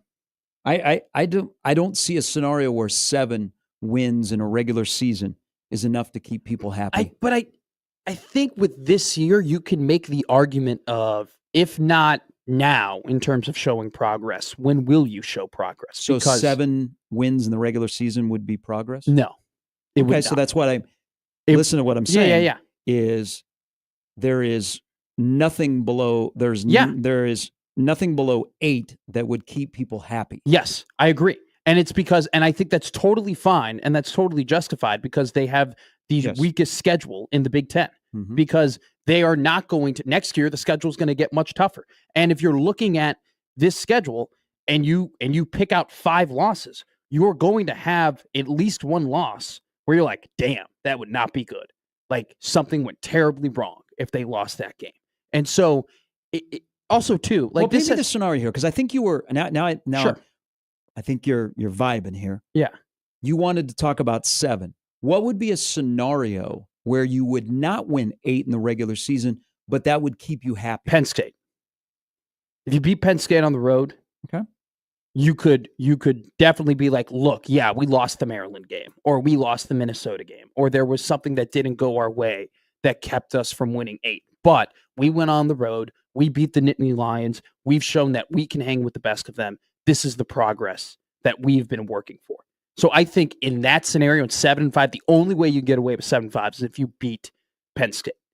But if you go 7 and 5 and it's a regular 7 and 5 where you just kind of you don't beat very good teams. You just beat the teams that you're supposed to beat. You lose a game that you shouldn't have lost, and then you lose to the 4 teams, USC, Iowa, Michigan, and Penn State, that people would probably peg you to lose. If you have that season, there's no justification. There is no like, hey, this is another way to look at it. Here are the excuses, because you've used a lot of the excuses. We've used they didn't have good quarterback play. Well, you went out and you got a 5-star quarterback. Oh, we didn't have good Nebraska didn't have good special teams play. You went out and you got a top dollar special teams coordinator. Oh, the offensive coordinator wasn't that good. Well, you brought in Dana Holgorsen. Like this season has been set up where the amount of excuses that this program can make for not showing big progress have been kind of weeded out. And it's a good thing. That's a positive thing. But you got to go out there on Saturdays and prove that the decisions that you've made, that we've heralded, are actually decisions that lead to wins. Yeah, so just think, if I would have posed this question last year, what would have been the number? The wins to keep you happy. What would have been the number last year? 6 or 7. 6. Because I think because you show progress, and I still think that there were some excuses that you could make for last year. Okay. Like there were some hey, Dylan is a true freshman quarterback, right? We understand that the quarterback situation wasn't good last year, but the expectations can't be overly high. You could have said, hey, the offensive line, there's still some question marks. They're still building that. They still have, to have to add some infrastructure to that. I think the wide receiver core, you could have said, okay, hey, you have Banks and you have Nair, who Nair was more of an upside guy than anything. Like, so you only really have one proven wide receiver, and then you're banking on a bunch of freshmen and sophomore to go and catch those passes. Like, your top weapon, you could have argued, was your tight end heading into the year. Right now, yeah, like that, you could have made some now. I don't think you could have made excuses on the defensive end. You could have said, "Hey, we feel good about the defense. We feel good about the progress that they can make." But you could have piled on a bunch of excuses for the offense. I don't think you can do that this year. But isn't it wild? So you said 6, right? 6 last year, and now we're talking 8. 8. I think that's a good jump, though, and I think it has a lot. Also has to do with the schedule. Exactly. You can't ignore the schedule. Exactly. The opportunities that are there to keep your head above water and build. If not, because with what you have in place. If you gave Nebraska Wisconsin's schedule this year, right, the number would obviously be lower. You would be like, look, they just have to, like, honestly, the number might be 6 or 7. And you say, be competitive against Alabama.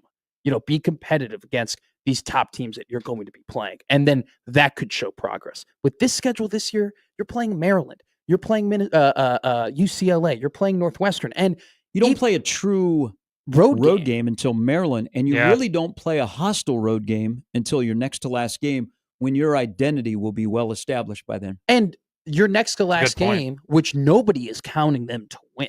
Like that's another thing too. Like if you were to go on the road to USC or go on the road to Iowa, that's a tough game, but that's a tough game that you could win. And where there are expectations for you to do that. You go on the road to Penn State, it's like that'll be a measuring stick game in terms of, okay, how you've done what you've done. Like ideally, the ideal scenario. You would wait until the 11th game of the year to have a measuring stick game? Well, so here's why I'm laying out the ideal scenario. The ideal scenario is that you head into that game with 8 wins. Mm-hmm.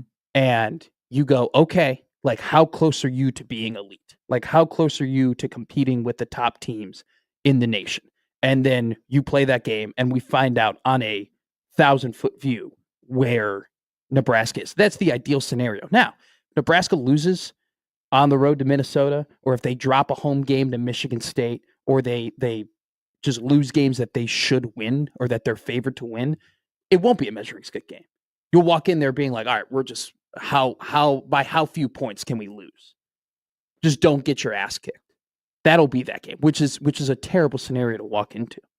But I think if you do what you're supposed to do, which is win the games that you are favored to win and execute, that game will be very, very big in seeing where Nebraska is on the national playing field. 8. It's just 8. That's okay to live in that territory. Now you got to match it up. JD, I think it's reasonable. This is 8-5 with easiest schedule in Power 4. Fire him immediately. We will talk to Phil Steele, who in Phil Steele's schedule ratings Nebraska has the easiest schedule in the Big Ten. Don't make excuses. Embrace it. It doesn't happen very often, but do you take advantage of it? If they were to go 7, like the only way I could see them winning less than 8 games and it being acceptable in the regular season is if you beat Penn State, which would be crazy, by the way, if they were to go 7-5 and beat Penn State on the road. That would be wild. That actually might make people more mad. The fact that you win that game, but you couldn't beat one of those other teams. Very disjointed season. Incredibly. Which I would immediately go to something happened with Penn State. Now, instead of, hey, Nebraska went into State College and won. If they don't win 8 games this year, my first thought is, well, they didn't beat Cincinnati. That would be my first thought. If you were to tell me, hey, Nebraska goes 7-5, to me, I automatically assume they lost that first week of the season. Because I think that first week of the season doesn't just affect like 1-0 or 0-1. It affects how you enter Michigan. Because If they lose to Cincinnati, it does not matter what they do against Akron or Houston Christian. There is no momentum building. There is no, it's always going to be, well, yeah, they look good against the tomato cans, but when they played an actual Power 5 team, they couldn't beat them. What are we going to expect heading into Michigan? But if they beat Cincinnati, week 4, you're thinking, man, they beat Cincy. They look great against these two things. Things are flowing. Michigan's vulnerable. They don't have their head coach. Maybe Bryce Underwood isn't playing at that high of a level. The offense, like, there are so many positive things that you can roll into that week 4 game if you beat Cincinnati. Do you think if they lose to Cincinnati, it derails the season? I think if they lose to Cincinnati, it'll be incredibly hard to get to 8 wins. So yeah, maybe in a way. Maybe I do. Maybe I do think that. I really do. You know what? I don't want to talk you into it. I don't think it fully derails the season. Like, I'm not just going to say, hey, 11 weeks, like it's anything can happen, but it'd push it a little bit off the tracks. It'd get real shaky. It'd get real shaky real quickly if they lose that game. All right, Phil Steele again coming up at 8:30. Mike Schaefer as well. Sone is going to make a decision today. Will Nebraska be a bridesmaid? Will they be in the movie again? It's a good movie. Or have they said, not so fast? Have you seen Nebraska Money? Are they going to be Vince Vaughn and Owen Wilson? They're going to crash. Wedding Crashers or Bridesmaids? But they never got married in that. No, but they had a great time, and like he ended up with the girl. Owen Wilson ends up with the girl at the end of the movie. Rachel but McAdams. Not the bride. Yeah, but like you have to assume they eventually get married, right? And they have like a happy family. But they went to a wedding. Yeah, but like they ended up getting you know what I'm saying? No, I don't. Owen Wilson ends up being very happy and getting we all the need person. to watch Wedding Crashers. Owen Wilson ends up getting the person that he wants to be with. And so Nebraska needs to be Owen Wilson, and they need to get Sone, the person they want to be with. And they got to crash the wedding. And punch Bradley Cooper. We're back after this.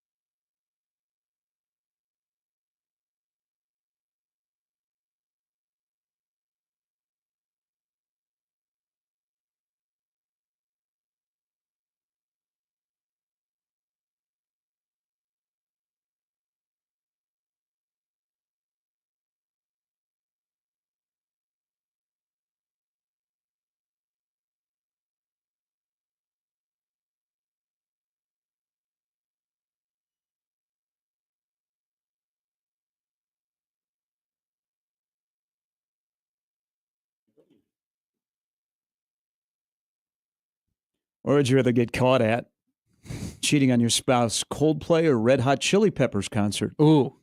Ugh. Talk amongst yourselves. Debate now. I don't want to get caught on my wife. I don't want to get caught. I don't want to cheat, period. I'm just not. Good. There you go. I just don't want to be in an affair. I mean, look, I haven't been in a relationship. So I just don't know the dichotomy anymore. Like, I've been out of the game for so long that I really don't know what it's like having a girlfriend. But I really, really I've said for a while, definitely don't want to be in a situation like that because it just looks awful. Looks terrible. All right. So Brett McMurphy yesterday tweeted out the college football head coach's USGA handicap rankings. If you've been following along, the head coach at Tulsa is a really good golfer. His name is Trey Lamb. He is on the GHIN ranking. He is a plus 1.3. He is the only coach that has a plus, and he is competing in the Oklahoma State Amateur Tournament. I believe that he tried to qualify for the U.S. Open. Oh my so God. On this list, Lamb, Dilfer, Lashley are the top three. Mm-hmm. Yes, Hugh Freeze, he's got a nice handicap, is on here. PJ Fleck, who appears to be a pretty good athlete. Like he looks like a good athlete. He threw out the first pitch at Target Field. He hummed it in there. Oh, did he? I didn't see that. Ryan Day is on this. Mm-hmm. Bill Belichick is on this list at 12.5. Kirby, Sonny Dykes, Brian Kelly, Joey McGuire. Your favorite football coach is not on here, but he does play golf. The former head football coach in Nebraska is not on here as well. He played a lot of golf and was pretty good. So was his handicap ranking not available? Stricken from the record? Or maybe he hasn't been submitting them in his time off. Do you only care about this list if your coach is losing? No, because I wrote 200 words on it in terms of notes. So I first want to I do want to break this down a little bit because I think it's worth being broken down a little bit. They're clearly, first off, Rhett Lashley being a 4.4 handicap, you have to be if you're at SMU. You cannot step on the first tee box, okay, in Texas and shank a ball left or shank a ball right. If you're going to get your donors to give you enough money to keep your boys around, you got to be really good at golf. So I have no problem with him having that of a handicap. But there's clearly a sweet zone here between Hugh Freeze and Brian Kelly. Like, if you're in the 7.6 to 16 range, like, look at these guys' recruiting rankings. Look at these guys' ability to get donor money. I'm serious. I don't think there's these guys are really good at playing golf. Mm-hmm. And I think them being able to be really good at playing golf helps them out when they're making relations. Like, these are 7.6, 14. That's respectable. That's not you're not on the course every day, with those handicaps. Mm-hmm. You're not always golfing, but you're good enough. You're an athlete. You can hang with them. You can play with anybody. You're respectable. But it's no surprise to me that Rhett Lashley is the only Power 5 coach that's under a 7.6. Because if you're under a 7.6, all right, you're golfing too much. You're out of the course too much. Trey Lamb, I'd fire him. Get rid of him. You cannot go get your tour card. Adam, too much golf. Thank you, Adam. He has Scott Frost's handicap from the Country Club of Lincoln, which is 9.1. He's in the sweet zone. I mean, Scott was able to get some good recruiting classes. How did Brett McMurphy not get that? He would have been with Lincoln Riley. He would have been. No, he would have been on page 1. Does Lincoln Riley strike you as a guy that has a 9 handicap? Yes. He's got that build. He's got that kind of I don't think I've ever heard of Lincoln Riley playing golf. Now, again, I like coaches that have lives because they have families. Like we did, if you like the coach, you don't care that he golfs. Well, okay, because you don't care that he hops in a plane and flies over his house in Lincoln and takes pictures and puts it on Instagram or flies over the stadium. Like we don't care. No. It's okay to have a life outside of football, but when you're not winning, you become Hugh Freeze. Here's the funny thing. The reason why, or do you play when things go badly? Do you play more golf? I would hope it's the opposite. I hope that when things go badly, you're more so in the locker room. I laughed at when you said I like it when my coach has a life because I can't imagine somebody having the opposite take of being like, no, I don't want my coach to have a life. I want him to be locked in the facility 24 hours a day, just gaining weight, being a fat slob, just watching film. I don't want them to have any quality of life other than satisfying me with more than 7.5 wins. That would be a wild take. Like if Creighton went into a slide and they lost like 9 of 10. Would people like, Mac, too much time on the golf course, the offseason, during the season? Oh, sure. Oh, my God. That would totally he's be a really good golfer. You don't think, I mean, I will say this right now. This is so peak offseason stuff. But this will get weaponized. Like if Beamer has a bad season, they'll be like, get off the course, Shane. You don't need a single-digit handicap. What you need is single-digit victories over LSU. People will weaponize this. No wonder. But I'm not. Scott Abel and Rice aren't very good. He's only a 6 handicap. Well, no, I think it's exactly why Rice and Scott Abel aren't good, because he is a 6 handicap. Look, and you don't look at the patterns. There's legitimate patterns here of like Power 5, non-Power 5, success, not success, good recruiting classes, big donor dollars. Damn right, Lincoln Riley's at 9.1. Did you see the recruiting class they're getting to Southern California? See all the money they're throwing around? Basketball coaches greater than football coaches as golfers. Oh, have to be, without a doubt. Max handicap, would you like to take a guess? I think it's a 5.4. It's a 6. Okay. Mm-hmm. Yeah, that doesn't surprise me at all. That doesn't. I mean, he's an athlete. He's 6'7". I'm sure he hammers the ball. I bet he barely has to swing, and he hits his ball further than mine. Do you think that Trey Lamb, the head coach at Tulsa, and probably this is new to people that are like, whoa, who is Trey Lamb? He's the head football coach at Tulsa. I didn't know who he was. Do you think he is better than everybody on the Tulsa men's golf team? I don't know if they have a men's golf team, but if they do you think the head football coach is better than any of those golfers? Probably. By the way, it'd be ideal. Can you imagine being a really good golfer, being the football coach at Tulsa, and they get you on to Southern Hills on the reg? Or that's why. Or other places in Oklahoma? Can I be honest with you? I've never met a guy with a plus handicap. I've never met a guy before who was like, yeah, I'm plus 1-3. Like the best handicap I've ever met was a scratch golfer. Okay? So if you have a plus handicap, you're an alien. The fact that you average under par every round. I mean, I would like to see Trey Lamb's slope ratings. You know, is he playing at the Munis? You know, is he playing at Jim Ager? Is he playing at Spring Lake? I bet he plays at Southern Hills, and then he probably goes to Stillwater, not very far away, Karsten Creek. Hey, Thomas Hammock though, shout out 15.4 handicap, not bad. They got some pretty nice golf courses out in DeKalb. Sorry. Did you intentionally mess that up? No, you want people to know that's where you live? No. That I do not live in DeKalb. That's just me having my I just mispronouncing. For the record, Trey Lamb going into his first year as a head coach at Tulsa, he is 27-25 overall. Okay. He went from Gardner-Webb to East Tennessee State. Does it say his handicap on his bio? I'm on Wikipedia. If I had a plus 1-3, I would put that everywhere. I'd put that on my Twitter bio. I would put that in my coaching bio. I'd put that in my Wikipedia. No, it is not on here. I would make sure everybody and their mother knew that I had a plus handicap. I would. It's an incredible accomplishment. Maybe get more wins.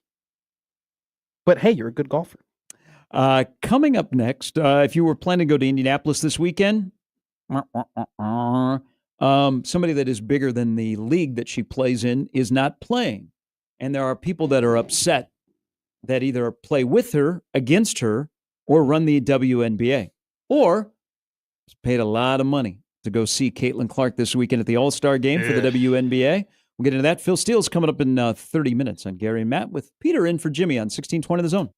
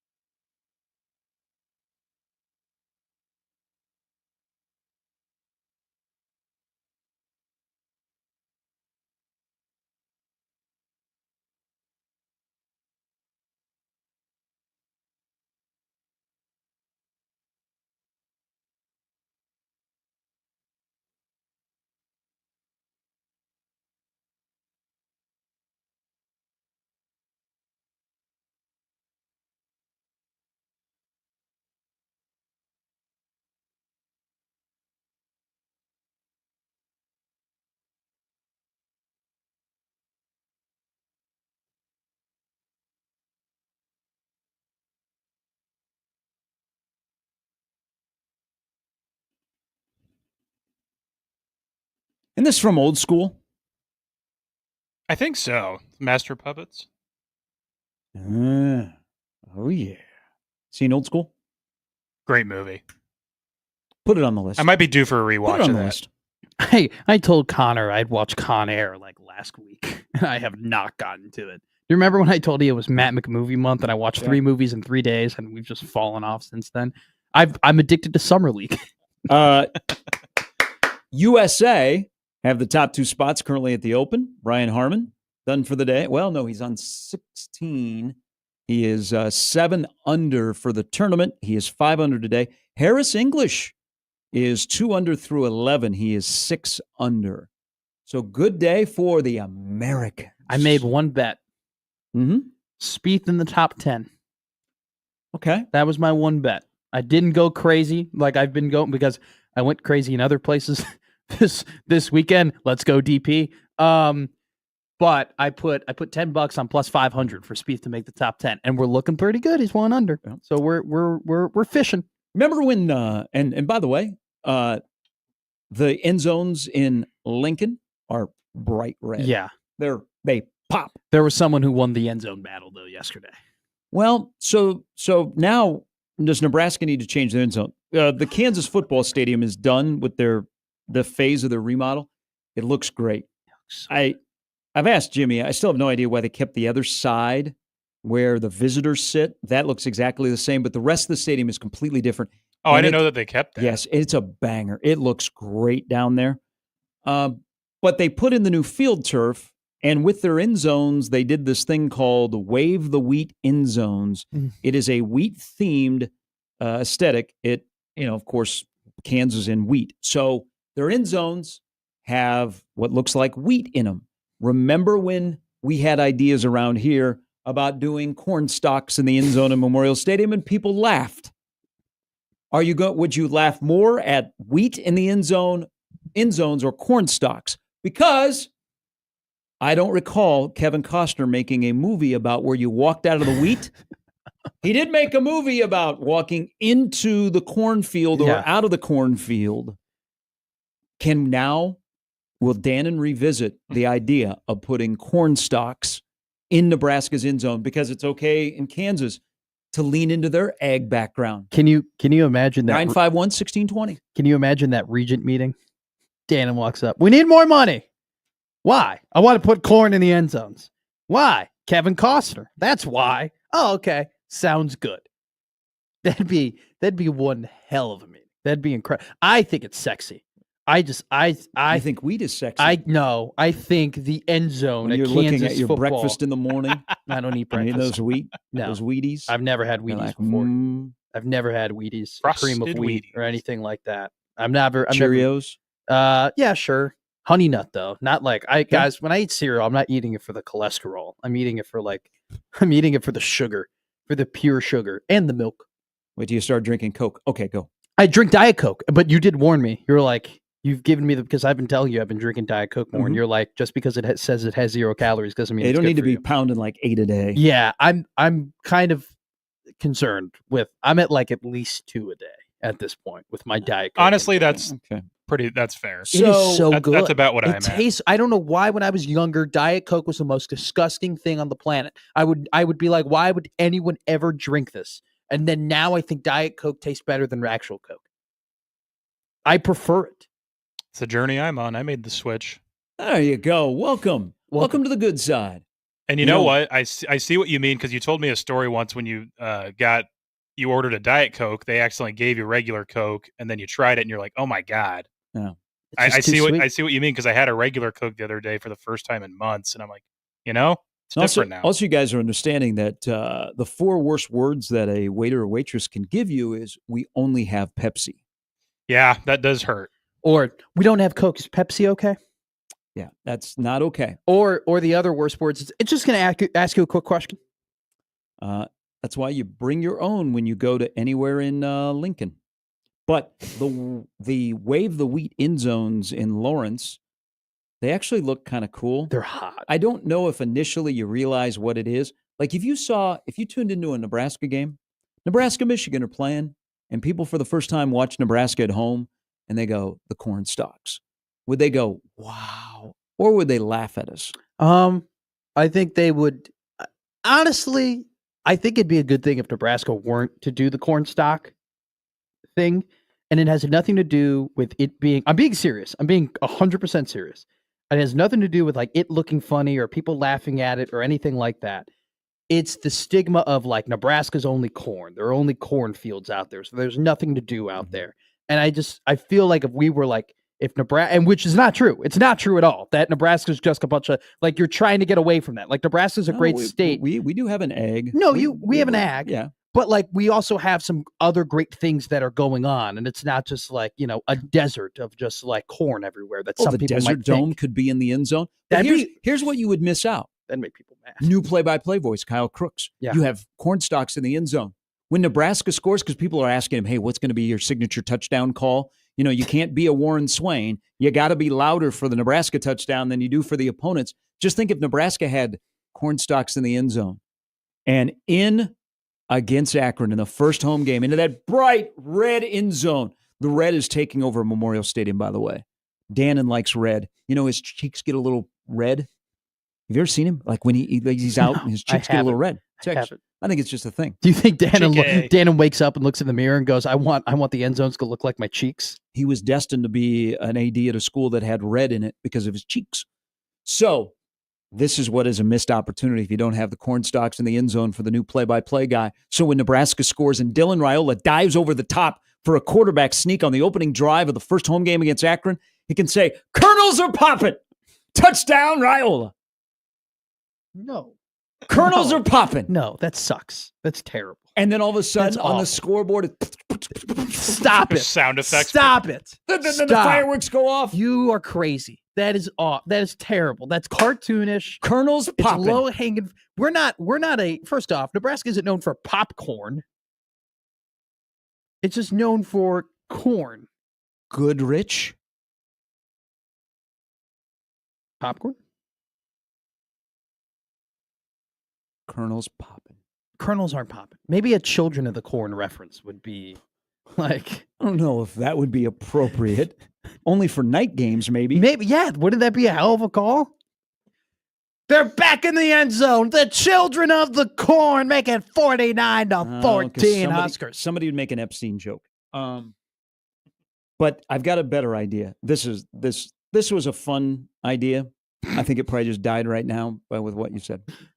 Can't Children of the Corn. It's just when I think of just like the corn references. You can only say that when Caleb Benning scores on a pick six. He's a Children of the Corn. Oh, okay. Oh, so see, that's a good one. So anytime an in-state kid scores. Colonels. Oh, Don has one. Huskers at the 5, stalking a touchdown. But I got a better idea for you. Okay, because God. I don't just corn-based football puns. Okay, this is great. Hey, when you are in run the damn ball state, you don't your crops are corn. Okay, it's soybeans. It is not alfalfa. Okay, alfalfa is for the West Coast offense. We need some buckwheat in there. But I got an idea here. Yeah, people got puns. Kellyanne. Get the butt of the corn is hot. This is incredible. This would help out the new guy so much. He wouldn't have to come up with touchdown Huskers. Well, you don't have to come up with that. That's just a standard, touchdown call. The window opened and Isaiah Fluellen came in. How many people shut their radio when they heard that one back in the day? How about this one? Is it July because the Huskers are knee deep in the corn? Or knee deep in the end zone. Well, that's a good one. We'll work that one. We can workshop. But this is actually what needs to happen to bring back rivalries. So Farmageddon is 5 weeks from tomorrow in Dublin. The loser of that game next year, their end zones have to reflect that state's number one egg product. Oh, that'd be great. So if you're playing, I don't know where the game is next year. Actually, I think I can look. I don't think it's a protected rivalry, so it may not be on the schedule. Oh, but the loser of the K-State Iowa State game, when they play again, they opposing the end zones, if you're the road team, like you won the game, your end zones reflect your ag background. So let's say Iowa State wins and they go back to Manhattan. Kansas State has to have corn in the end zones. That's just part of the deal. Okay, I have one for you.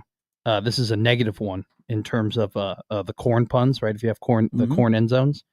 Let's say Nebraska's, they're playing and they can't get the run game. Oh, hello, Tony Finau. How you be now? They can't get the run game going. Kyle Crooks can just say, like, I'm telling you right now, Mike Rozier isn't walking out of that end zone. You get it? Because Field of Dreams reference, walking out from the corn. You kind of have to put 2 and 2 together and watch a Kevin Costner movie to understand it. But if you were to do all the prerequisite things, that would be a really good, hey, Johnny Rodgers ain't walking out of that end zone. All right. Nebraska's got to figure out how they're going to get the pass game going. Someone's got to get open. We're workshopping some things. That's a good one. I see where you're going. That's a good one. I'm running out, though. I'm out. That's all I got for you. That's why I'm not an announcer. Coming up with play-by-play slogans. Isn't it exactly Matt McMaster's specialty? I mean, it's a marketing thing. Colonel's popping. Colonel's into popping. The end zone. Colonel's popping. I like Kelly. The fireworks go off, and all of a sudden it's just pop, pop, pop, pop, all over the stadium. Could you imagine if it was a night game and the fireworks were all yellow with the pop? Oh, Peter, don't shovel more into this. Ooh. Don't shovel more. Now, like a popcorn machine. His mind, his beautiful mind is thinking about all the other promotional material they can be doing for corns in the end zones. What if it was a mixture? Like, like you get the bag when you go to Goodrich. Or you get the tin. So some are the cheesy cheese popcorn. Like an orange for the cheesy. Some are caramel. Some are the yellow. Yeah, now we're cooking. Quite literally. Popping. Tell him. Joseph in the YouTube chat goes, man, do we need actual football? We need football where we have end zones that have corn stalks so that when Raiola dives into the end zone on a weird, why are they having the quarterback dive over? Because Mahomes doesn't do that. You say, Colonel's popping. But on a serious note, was back at Memorial Stadium. Oh, okay. How did that go? Those end zones. Every time you visit, if they don't get into those end zones this year, it's going to be such a waste. When people go there for the open practice, it does change. Like it looks different. It makes the field look very different. I'm just telling you. And they have fixed it. I think because I really did think the red was different than the Nebraska red. It's a bright red. It's a bright red. It is red. Bright red. Our red burns brighter. Is that a red though? Like, did they purposely not make it the pure jersey color so like you can't hide in there or anything like that? Because it doesn't. I'm not taking crazy pills, right? It's not the exact red Nebraska's wearing on the uniforms in the end zones. Or maybe my eyes are going, which is an actual thing. It is a little bit similar, but you're right. The red doesn't pop as much on the jerseys it used to. For some reason, but I like that it's popping in the end zone. Like I like that it's detergent they were using or something. Maybe they took a couple Tide sticks, got it nice and bright. You ever have a Tide stick? You have a Tide stick on you? Never eaten them either. No, that's the Tide Pods. That's the dishwasher that kids were eating. People ate glue sticks. They could eat a Tide stick. Well, no, not really, because Tide sticks. No, it's not glue. It's like you have to blotch it out. No, not like that. Stop it. That's disgusting. That is absolutely disgusting. You ever sniff markers or whiteout? Absolutely, I did. Now they banned the dip in whiteout at where I went to school because too many kids were sniffing it. Oh, it's good. I mean, literally, no, this was an issue. Better than doing. Oh yeah, it tells you how good of a class that we had. I mean, we were we were crazy. All right, Phil Steele is going to join us here in a little bit.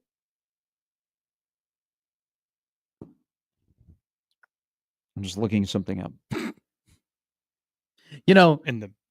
I had a couple questions for Phil, and then I started reading what he thought about teams I was going to ask him questions on, and I realized that him and I have very differing opinions on a lot of the teams that he's going to ask him about. Good combo starter. Well, I mean, he's high on Minnesota.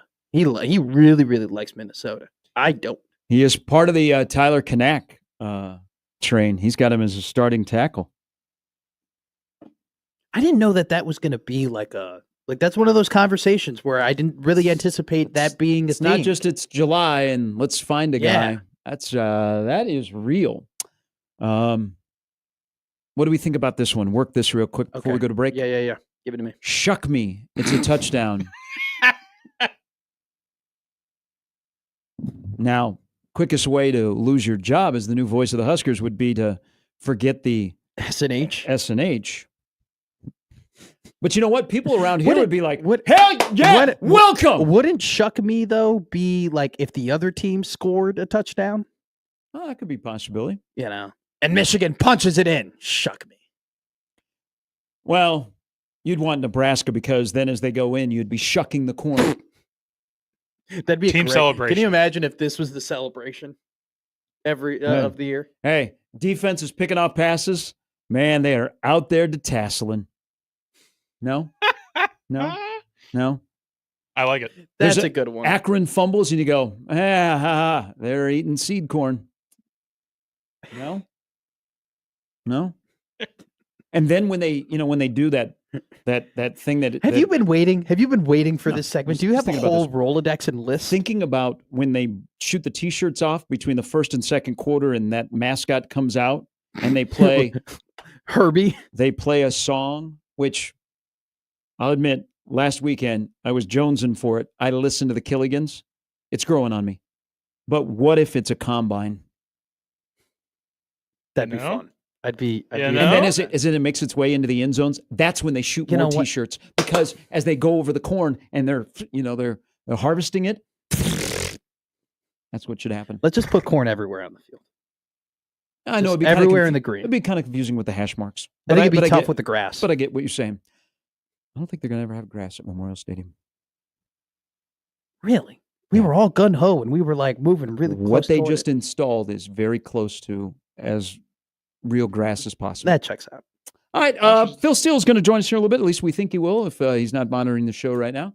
A little bit later, Mike Schaefer and Matt Verzal. And also, we'll get into if you paid good money to go see a team or an athlete play and they weren't playing because of load management, not injury, load management. Which one would be you to be the most bummed about? And we'll take more corn stalks in the end zone puns on a Friday on 1620 The Zone.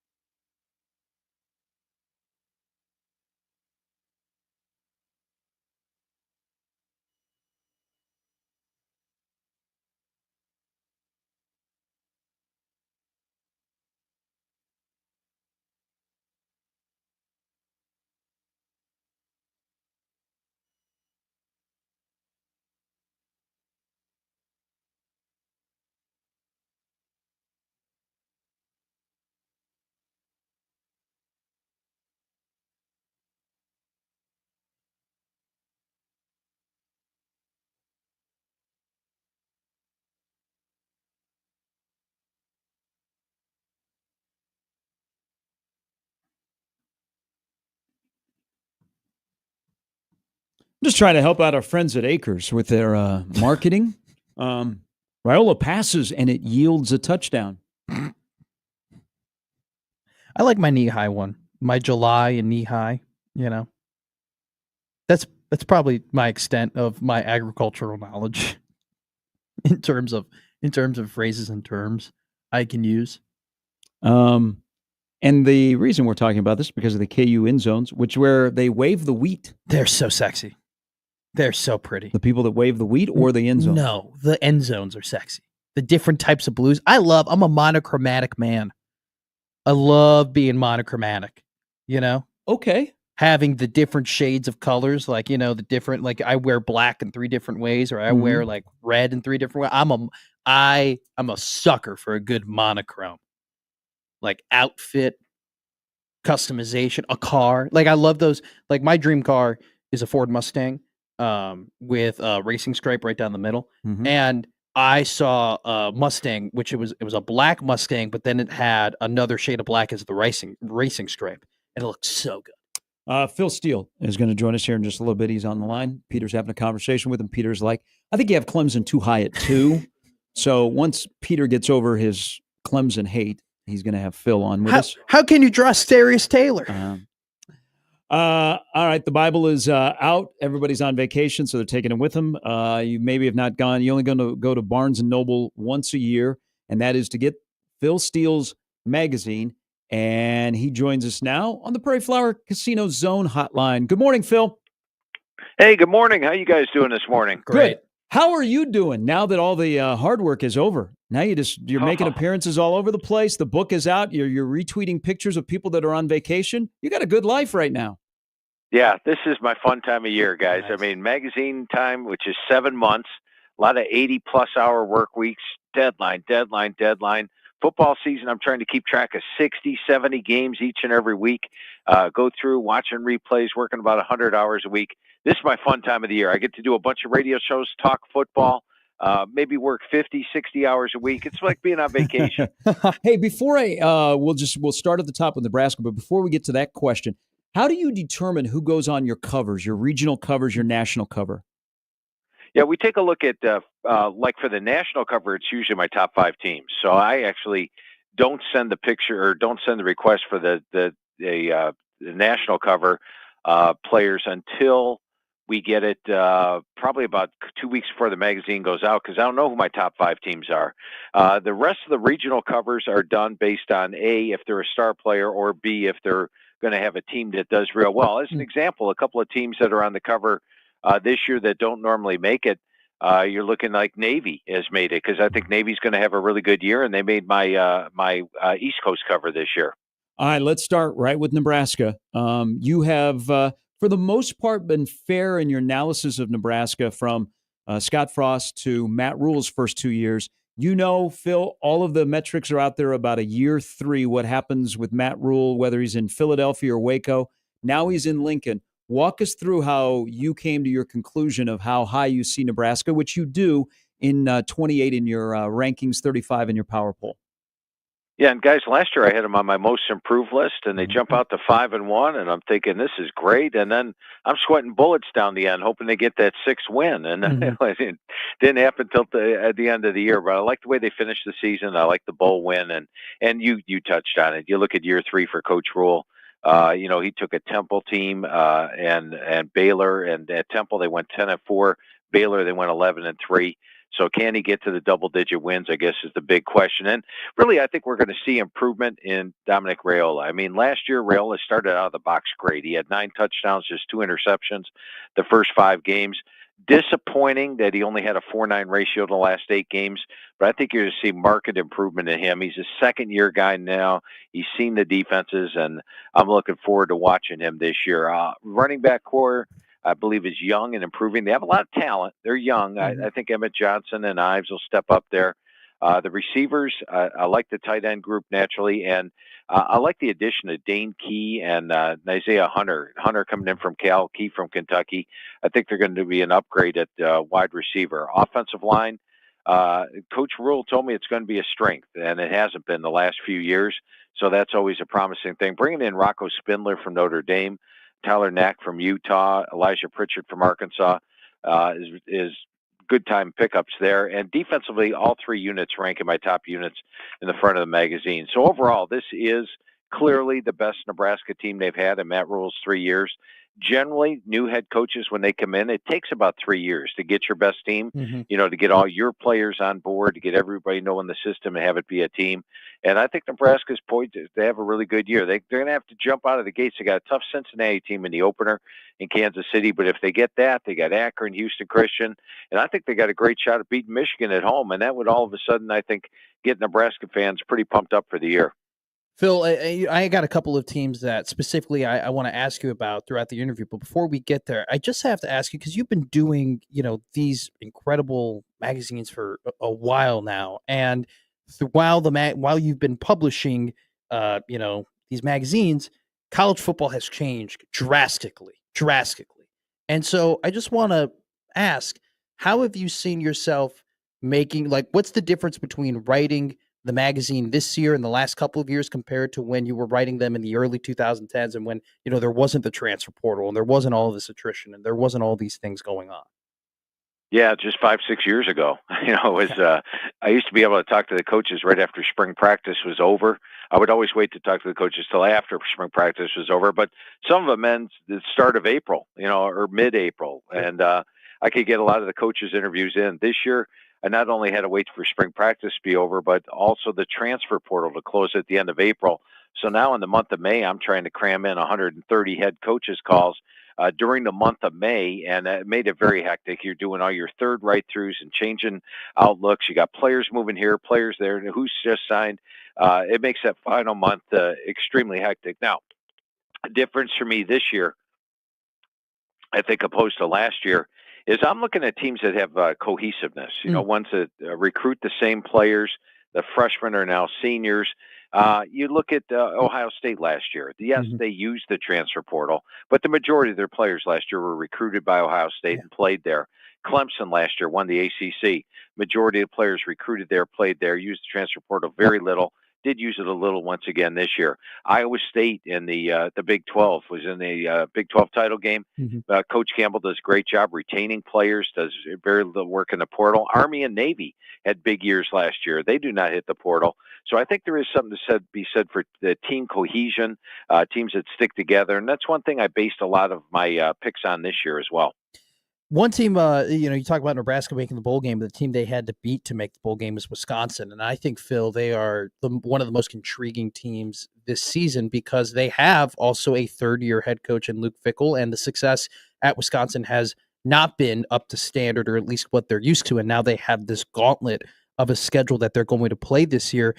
My question to you is, do you think that Wisconsin can be able to fight through and make a bowl game after their 22-year streak was snapped last season? And if not, how do we judge Luke Fickell going forward as the Badgers head coach?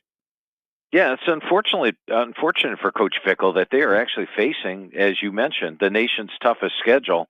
I mean, not only they play the Big Ten's toughest schedule, there's no light spots in there. And they're playing, last year, you look at Michigan, Iowa, Ohio State, Oregon, Washington, Indiana, Illinois, Minnesota. Minnesota might be the weakest team of the group there, and they're playing them on the road. And the Gophers are always tough. Probably the lightest game, Maryland, early in the year. But non-conference slate, Alabama, even Miami of Ohio is one of the top teams in the MAC each and every year. It's just an absolutely brutal schedule. Now, I do like the job that Coach Fickell's doing, and they're changing things up. You look at them up front on the defensive side of the ball. They're much bigger up front. They've got more depth, more ability size-wise than they had the first 2 years. Remember, they came in and they were taking – Wisconsin used to play basically 2 defensive linemen and 2 outside linebackers. They're getting bigger up front under Coach Fickell. And in the secondary, they've got more depth than they had. I like to pick up a Billy Edwards at quarterback. He was used as a runner at Maryland 2 years ago. He looked as a good passer last year. I think he's going to have a good year, and that's really been the problem with Wisconsin. They keep losing their doggone starting quarterback early in the season and have to play backups. I like the offensive line, though. They've got depth, and you look at like Brunner and Malman are both NFL prospects up front. I like Jake Renfro at center. So it's unfortunate that this is definitely Fickell's best team he's had, but when you look at the schedule, they're going to be an underdog against Bama, Michigan, Ohio State, Oregon, Indiana. I mean, there's probably 6 or 7 games that'll be an underdog this year. I hope he gets to a bowl game. And I think Wisconsin's going to be a little bit of a surprise this year. I think everybody's down on them because of the schedule, but I do believe they'll get to a bowl. Hey, last year you were higher than most on Indiana. I know you like Cignetti. This has become a popular phrase. Who is 2025's Indiana that has the profile? Because I think last year their win total was 5.5. They were not great odds to make the playoff. Who is this year's Indiana profile, in your opinion? Yeah, not great odds to make the playoff. I'm going with Oklahoma. They're coming off a 6-7 season last year. I believe their win total is 6.5 this year. No one's expecting them to make the playoff. But if you watched Oklahoma last year, they had a great defense. They held opponents to 87 yards per game below their season average, 6th best in the country, and they played an absolutely brutal schedule, by far the SEC's toughest schedule last year. They had no offense. They had 0 returning starters on the offensive line. They were down their top 5 receivers due to injury, and that's why Jackson Arnold struggled at quarterback. Well, this year they've got a veteran offensive line. They've upgraded the receiving core. They get the injured players back. They added some transfers. They bring in John Mateer at quarterback from Washington State. They bring in Washington State's offensive coordinator in Ben Arbuckle. Jay Nott at running back was the top running back in the Pac-12 2 years ago. He was banged up all of last year, so he didn't look like it last year, but he's back to form. They actually have an offense to go with that outstanding defense, which I rate in the top 5. And then you look at the schedule. Last year, they only had 3 SEC home games all year. This year, they only have 3 true SEC road games this year. They do play Michigan early on, but I think they get that one at home. If you're looking for a team nobody's talking about, I think has a great chance of making the playoff, I'm going with Oklahoma. It doesn't quite fit the Indiana narrative because Indiana is not a school you normally associate with the playoff. Oklahoma is. But I don't think anybody's expecting much out of Oklahoma this year.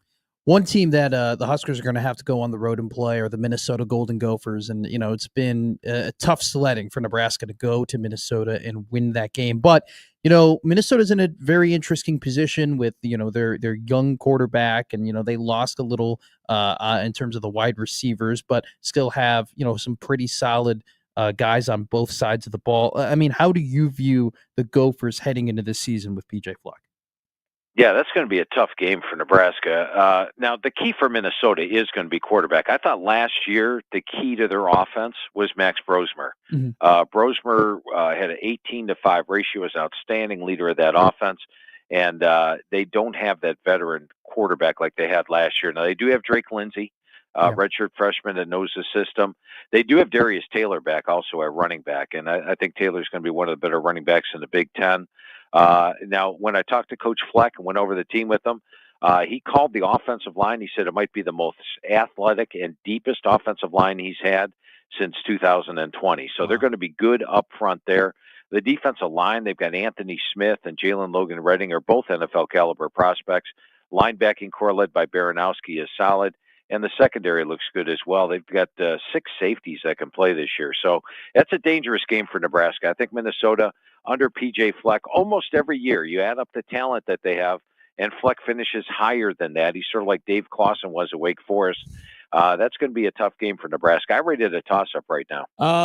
Let's add another opponent here, which will be in about 6 weeks. They make your most improved list. Cincinnati. How dangerous is a Cincinnati opener for Nebraska? Yeah, it's, Scott Satterfield stepped into Cincinnati. He had a very inexperienced squad his first year and a tough schedule, and it showed. And then last year, once again, an inexperienced roster, and things didn't go well for Cincinnati. They started out good. They got off to a good start of the season, going 4-3, and then lost their last 5 games. Well, this year, they've got a veteran quarterback in Brendan Sorsby coming back. They add in a Tyree Walker coming in from Wisconsin, along with Evan Pryor, who's from Ohio State, a running back. A wide receiver, keep your eyes on Jeff Caldwell. He's coming in from Linderwood. But the thing I've noticed, guys, going over these rosters with the coaches, is these guys coming up from the FCS, if they've had the production at the FCS level, actually have a higher percentage of hits than do the big guys coming down that haven't played. And Caldwell was a 1,000-yard receiver at Lindenwood, and he's going to really have a good year. They've got one of the best tight ends in the country in Joe Royer. They've got a veteran offensive line, probably one of the best offensive lines in the Big 12 this year. And defensively, they got talent. Remember Dante Corleone, their nose tackle, was banged up, not 100% all of last year. He came back for his senior year because he wants to show that 100%ness. They've got Jalen Hunt up front. So I think Cincinnati is a team that, as you mentioned, makes my most improved list. Very dangerous game. I like the fact it's in Kansas City. I think Nebraska will have the crowd edge. One team that I absolutely love this year, Phil, is Indiana, because not only did they reload, but they returned a lot of key contributors from last season's team. Can they do it again? Can they make the college football playoff in back-to-back years? Can Sig get it done? You know, and I looked at the team and I said, well, they lose Curtis Rourke. They lose their top 2 running backs. They lose some key players off the defense, some draft picks even. But going over the roster with Coach Cignetti, I actually feel this year's team's got more talent than last year's team does. You look at Roman Hemby, a running back. That's an upgrade there. Hemby was an underrated running back at Maryland, and in this offense, he's going to be highly successful. Fernando Mendoza really impressed me at Cal last year. I think he can have just as good a year as Curtis Rourke did. They've got Cooper and Surratt at wide receiver. The offensive line's a veteran bunch, and defensively they're solid. So position by position, they're actually more talented than last year's squad. Great job by Cignetti. Now, the schedule is tougher. They do have to play Iowa on the road, Oregon on the road, and Penn State on the road. So those are 3 games they're going to be an underdog in. Probably need to pull an upset to repeat getting back to the playoff like they did last year. But, heck, they're surely capable of it, and a very talented team. Hey, we'll get you out here on this, Phil, and as always, we appreciate it. And you've made college football fans very, very happy once again in the middle of the summer. National champion of 2025 season, SEC or the field? I'm going to go with the field this year. In fact, the 2 teams I've got playing in the national title game are Penn State and Clemson. I think those are 2 homebred teams, a lot of freshmen, now seniors, veteran squads, among the most experienced in the country, have added some key portal pieces. Both have outstanding quarterbacks, Drew Allar and Cade Klubnik. So I've got Penn State and Clemson. I'm going to take the field for sure in that one. Okay. Phil, as always, we appreciate it. Thank you, my friend. Hey, a lot of fun talking football with you guys this morning. Thanks for having me on. Thank you, Phil. That is Phil Steele. Of course, the Bible, the Holy Grail to some, is out. 360 pages. Jeez, that's awesome. I've been. Sometimes it's too much. The first 51 pages are stats that you need a magnifying glass, and I mean, Phil is everywhere, so sometimes just confuses a little bit of names here and there. Yeah, from time to time, it absolutely happens. But I have the digital copy. I don't have the paperback copy, so I've been working on my. Because just buy this. I just went digital. Just buy this. I still paid for it. I'm still on philsteele.com and have a philsteele.com membership now. So I'm supporting our guy. Oh, that's right. He does some, like, Brett is going to do weekly stuff with Pick Six. Phil does weekly stuff. Yes, right? He does. So does he give you the NFL one for free? I don't know. He used to do a really good NFL preview as well. He has a daily blog and a YouTube channel. And he's got a store where you can buy some more stuff as well, and you can subscribe and get stuff. But which I am. All this to say though, the amount of info, like I feel like I have to write like things back down on a notebook paper so I can just summarize everything he writes, because the amount of detail that he has in this magazine is absolutely ridiculous. Also, too, 130 coaching calls in 30 days is insane. Yeah, that is crazy. That is like 4.5 calls a day with different coaches going through rosters, and I have to imagine they're not like quick little 5-minute phone calls where you're just piecing through it. Like, these have to be labor intensive. It's crazy. A couple of things. 2 things. He said something about Cincinnati. Cincinnati, by the way, will go to Arrowhead after losing their last 5 games of last year.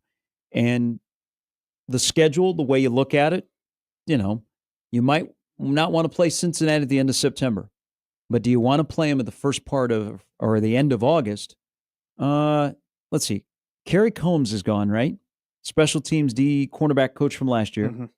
Their co-defensive coordinator is gone. They brought in a new safety coach. Then they hire a new analyst from LSU, Eddie Hicks. They restructured their special teams, right? Yeah. So they had a little shakeup with their staff in the offseason. First game of the year, do they all work together well when things get a little bit when the kernels are popping? Well, you could say the same exact thing about Nebraska football. That's what I brought that up as one of the things of we're going to see right away. How do those guys work on Saturdays? Because you're all new. Yeah. Who has the loudest voice? Who is the final voice? Yeah. And, when you've got to have the right personnel on the field, I always keep that in mind in the first week of the season. And you also have to take in consideration that Nebraska has a lot of previous alphas on that coaching staff as well, who aren't. Dana Holgerson's a former head coach. I think there's a little bit of similarities between what Cincinnati. Now Satterfield is more on the what are we doing here than Rule is. Sure. But both made changes in the offseason. And Cincinnati's problem under Satterfield is they've lost some close games. They've kind of got a profile that's similar to Nebraska, but not as high a profile nationally. Yeah. We're not freaking out. Josh Pate isn't freaking out about Cincinnati. Both head coaches, their awareness that status quo was unacceptable, and so they made changes at key positions. I think first game of the year, Cincinnati's got some nice talent, but almost too much to replace when you're playing the first game. But there's a sense of urgency. I can't wait to hear the comments of players and Rule about Cincinnati. What playing that first game in Arrowhead, what that has done to their offseason. I know they're not going, well, we play Akron, we don't have to run another 40. But it kind of probably in this year for Nebraska works out well that they start with another Power 4 opponent that they can't lollygag into the season. They got to be ready to go. So the speed dating that's going to go on in August in camp, that has to be really quick. You can't spend a lot of time at the table. Okay, you got to go all of that. And then the kernels will be popping. Thank you. Mike Schaefer will join us here in a little bit. I'm trying to work that one. That way you won't be saying, shuck me on August 29th. Can you imagine now with the whole light show and the video? Peter, what did you do? I knew as soon as you brought up the fireworks that he was going to start making a whole type of charade for this thing. Can you imagine between the third and fourth quarter, the light show, if you have corn stalks in the end zone? I'm all in on it. Peter, you open up Pandora's box, all right? Because now he's in on it. Maybe I did, but the ideas are flowing now. This went from being kind of a half joke to then you brought up different color fireworks, and now Gary is all in on trying to make this happen. We can't stop the creativity train now. You can't. Rolling. Hey, and then a special guest. Nate Rohr goes, and a special guest. And after the light show comes to an end, the CEO of corn, the kid that likes corn that went viral, he walks out eating an ear of corn. And the place goes nuts. And Nebraska puts another 70 on Akron. I think the Rizzler would work better. No. Yes. Does he like corn? We got to get Rizzler to be a Nebraska I like fan. the corn guy. Corn kid. What, Costco guys, I'm man. not giving that any booms. No booms. We're back with more after this.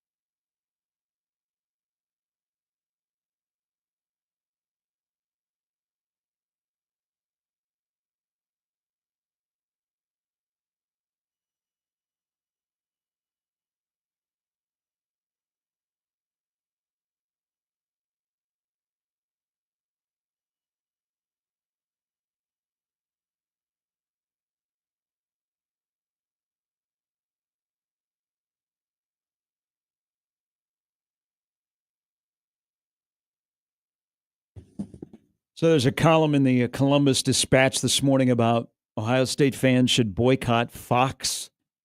One, they didn't like the noon local time kickoffs. Now Dave Portnoy is part of big noon kickoff. The timing of this is fantastic for Fox. Fantastic for Fox. Why do you say that? What happens beginning on Tuesday? The Big Ten Media Days. Yep. So you would think that Portnoy would be in Vegas, right? Oh, yeah. That they would parade him around. Yeah. Because all of the big noon guys are going to show up in Vegas. You get a couple of days for everybody to talk about it, to get their hate out or their love. And then it leads into people are talking about you on Tuesday when you introduce your talent or you have them walking through Radio Row. It's actually the timing of this, spot on, Fox. Good on you from the PR perspective of timing. In terms of the addition, I love it. There's going to be there are going to be some that will turn on. There will be some that will turn off, and you'll have to determine if it was worth it. So he went on and he talked about the Big Ten, and it made me think for a second that maybe this isn't counter-programming to Pat McAfee, that this could be counter-programming to Paul Feinbaum, and that they might look at Dave Portnoy as, look, obviously he's a Michigan guy, and obviously he's going to give Ohio State a ton of crap, but the fact that the first thing he said is, the Big Ten's a glorious conference. It's the best conference in the country. And, there's no conference better. Leads me to believe that that's going to be a lot of the sentiment that is going to be yelled and proposed from the Barstool wing of FS1.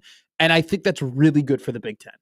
Like, I think it's really good for the Big Ten that they just have a bunch of honks who are just going to be screaming and yelling and telling people, hey, this is how good the Big Ten is. Because first off, it'll be natural, right? Because that's what Barstool is. And secondly, I think it'll add to Fox being more of an engine for the Big Ten as a conference, just kind of like ESPN is an engine for the SEC.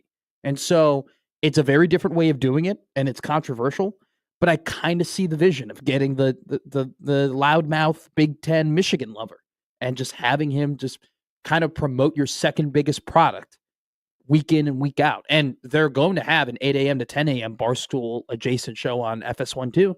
So it'll be day in and day out that they'll do that. Let's have to determine if it's a turn on or a turn off. I'm interested how they promote it next week, but the timing is perfect. JD, as we go to break, and we'll get Mike Schaefer on the other end. Stephen Colbert, he'll be available. Yeah, he'll be available not for another 11 months though. Like, why are we so far ahead of this announcement? Like, it's so far ahead. I feel like it's kind of a marketing ploy in a way. There was a moment where Mom and Dad Sharp used to lay in bed next to each other when they used to like each other, and they would watch Johnny Carson. That was my curfew during the summer. I had to be home before Johnny Carson started at 10:30, and now CBS, and Johnny Carson wasn't on CBS, but Letterman was. There will be no late night at 10:30. That's crazy. That's how I grew up with Jimmy Fallon. That's unfortunate for you. I did get the short end of the straw when it comes to late night hosts. Power ratings of the three, ABC, NBC, CBS, I would never put Fallon number one. No. God, no. Put Conan. I agree. Mike Schaefer's coming up next.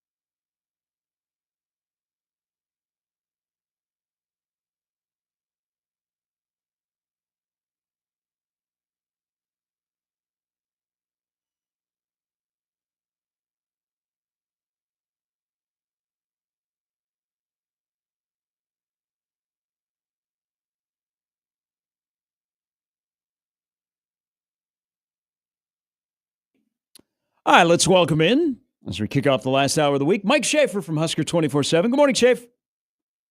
Good morning, gentlemen. How are we doing? Good. Dave Portnoy, yay or nay in drawing interest to the Big Ten? I'm generally a nay in all things Dave Portnoy, so that's kind of where I'm at with it. But if it's good for the conference, I guess go with it. He definitely has a following. Question whether you want that following or not. Do you think that, because ESPN is a massive engine behind the SEC, and they do a lot of really good things for that conference in terms of promoting them and making them look better. Do you think that this is a play from Fox that they are trying to maybe get Barstool to be an engine more so behind the Big Ten? Or is this a play where it's just like, people are going to be curious about what he's going to do, so they'll tune in week one for him being a part of the program? I would assume it's more the second. I don't know that Barstool is going to become an official partner of Big Ten broadcasts or anything like that. Sure. But the idea of Dave Portnoy could just be simply trying to bring more eyeballs to whatever the broadcast is. I mean, he's, like I said, he's got a huge following. He's someone that's loyal, pretty well known. Maybe he's going to go do pizza reviews in every city. Oh, what if all of a sudden that was on the Big Ten network and he went to every Big Ten city and did a pizza review? That would actually be a better use of the Big Ten network than the Big Ten network uses. So, and I say that again as someone who's not a big Portnoy guy, but also thinks that the Big Ten network could be so much better than it actually is. Well, let's hope next week they spend a lot of time talking ball at media days. We just went through 4 days of a little bit of propaganda, not a lot of facts. You can tell that the SEC is in it a little bit after the last 2 years, but the SEC is still the SEC, and everybody plays the script really well. What do you think the group narrative about Big Ten football will be and should be like next week when they get their 3 days in the sun? I would imagine it's going to be, a lot of talking about how deep the conference is, and what everything kind of looks like from a total conference perspective. I mean, you finish 8th in the Big Ten, you're not going to be in the college football playoff, but you went through a gauntlet to get there. So I think, to me, it seems like it's going to be a lot of conversation about its depth and all of that, and how it needs to have 4 teams in the college football playoff because it's that deep and everything else. And I don't know that it's going to be all that different than the SEC. It just doesn't have that sort of ESPN propaganda machine behind it. Mm-hmm. And I don't know that this is always true, but the SEC media days falling during the slowest week of the season was a terrible combination. Terrible combination for everybody else. So Gary and I were talking about the Cincinnati game, and I'll pose you a question that Gary posed to me because I think it's a great question. Do you think if Nebraska loses week 1 to Cincinnati, that it has the potential to derail the entire season? No, I mean, if anybody should be used to losing an opening season game to a Power 4 team, it would be Nebraska. So no, it doesn't have to derail the season. I mean, they can certainly come out of that, beat Akron, beat Houston Christian, I believe. I always want to say Houston Baptist. Seems like those would be different things. And then we'll see what happens in Big Ten play. It doesn't have to derail the season by any means, but it would certainly not add evidence to the idea that this is a different Nebraska program. I mean, if they're going to be a different team, if they're going to have a different season, they should take care of business in the opening weekend. Thursday, I guess we would. The opening Thursday of the college football season. So I think it'd be more so in the fan psyche than it would be for the derailment of the team, but it would not have people feeling good, certainly, about where this team is at and what they should be able to do in year 3 under Matt Rule. All right, let's dive into something you just said, because the common Christian beliefs that Baptists have and the difference between Houston Baptist and Houston Christian. I'm kidding. But I know you were loading up for it. So it's been a quiet off season, but I told Sipple this yesterday. It's starting to get loud. people are like, okay, there's something going on in Lincoln. Nobody's talking. There's a quiet confidence. You look at the schedule, you look at the roster fixes, you look at the additions with headsets, and you're like, okay, I can start to see something that I've never seen before. But as Nebraska goes to media days, and this is, and we've had more access to the men's basketball program than the football program in the offseason. Aren't they still one of the great mysteries coming into the season about who they are and what to expect and what exactly we're going to see? Yeah, I mean, it's a huge mystery. I see, and this is kind of normal. There's the optimism that comes towards the end of the season, and all of that. There's not the end of the season, the end of the off season. There's sort of the idea that Nebraska is a sleeping giant, but this has all been out there for a while. Like I have a tough time this off season because for me, so many of the questions can't be answered until like mid-September. Is Emmett Johnson a true number one running back? Can he carry this offense in a way that they need him to do, and that we saw that he could do at the end of last season? Is Dylan Raiola that much better as a quarterback? What does a full year of Dana Holgorsen and an off season of Dana Holgorsen look like for the offense? Can John Butler handle the role as the defensive coordinator as well as Tony White did? Is Nebraska going to look differently because of John Butler versus Tony White? Can that defensive line step in and replace literal, men? Like Ty Robinson was a man. Keona Davis is 19. Like there's some real differences here. And so I understand where the optimism comes from, and I understand that Nebraska has been positioned to be a sleeping giant for a long time, but I'm just very much in I need to see them do it. We spend so much time talking about them and thinking about them that when it gets to the actual time for them to do it or not, and they haven't for 8 years for the most part, there's just a part of me that I'll believe it sort of when I see it at this point in time. And so I've kind of been like a curmudgeon stick in the mud where it's pretty simple 7-5, because I think that's sort of where they played with the idea that they could be a lot better than that. I don't think they're going to be worse than that necessarily, but I just feel like I need to see it. I think a lot of the fan base is in that frame of mind too. Is there a win on this schedule for you that if Nebraska were able to beat a certain team that you would look at the program and say, okay, this is different. Like things are actually changing. This is going in a direction that maybe we haven't seen Nebraska go in a while?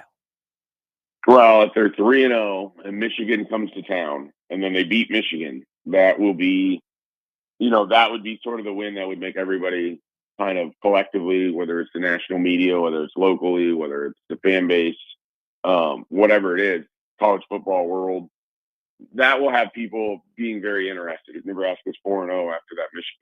I mean, I think that's sort of that's a big circle right there. Later on in the season, like I think for Nebraska's psyche, for the fan base's psyche, if they can go into Minnesota and win that game, that would be helpful. And then, of course, you have the Iowa game at the end. But, if you win that Michigan game and you're 4-0, people are going to let themselves dream a little bit around here. And fair. Let's discuss somebody, because I think he gets confused because he got injured last year. Gets confused that he's a portal guy from this year from Utah. But his name is being brought up a lot. And the tackle competition opposite Pritchett will be fascinating in this speed dating of August. Gatula is not going to give that position away without a fight. There are other guys that are involved. If I told you at Arrowhead Stadium, Nebraska's first-team offense runs on the field and one of the starting tackles is Tyler Knack, you would say what? I'd be surprised. I think at this point, it would have been a pretty quiet rise to prominence. I don't know that he was the number one tackle even in the spring. So, it would certainly be a rise for him to get to that point. I don't know that it's out of the question, but he's not who I'm focused on it as a potential right tackle. I think there's, you mentioned him, Gatula has a great opportunity there. We'll see what they end up doing with a Turner Corcoran. Henry Lutovsky's name has come up as a potential right tackle. So I think they certainly have options, and Tyler Knack can be part of that. But I would be I'd be pretty surprised if he is the guy when you're taking on Cincinnati here. What, a little more than a month? 6 weeks? What are we, 6 weeks away? What's the countdown? 6 weeks from today, we'll be breaking down Cincinnati, Nebraska. Wow. That's coming up fast, boys. Yeah. We're almost out of the dog days. We're almost out. Well, Gary keeps saying 6 weeks away, and I'm trying to explain to him the boy math of we're actually 3 weeks away from being 3 weeks away. That's how you have to look at it. Because when you're 3 weeks out, you're basically there already. Like the game is already going on in your head. So we're just 3 weeks away from that point. But I want to stay on the right tackle conversation. Let's say Knack does end up being the starting right tackle. Do you take that as a positive? Because Gunnar Gatula had a pretty solid season last year, and now Nebraska has been able to develop another guy who they think is better than him, and now you're adding to the potential depth of this line? I think you could look at it that way. You could also look at it like, hey, maybe he hasn't fully come back from his injury. Sure, good point. They don't know if they can get the 100% performance out of him at the right tackle spot.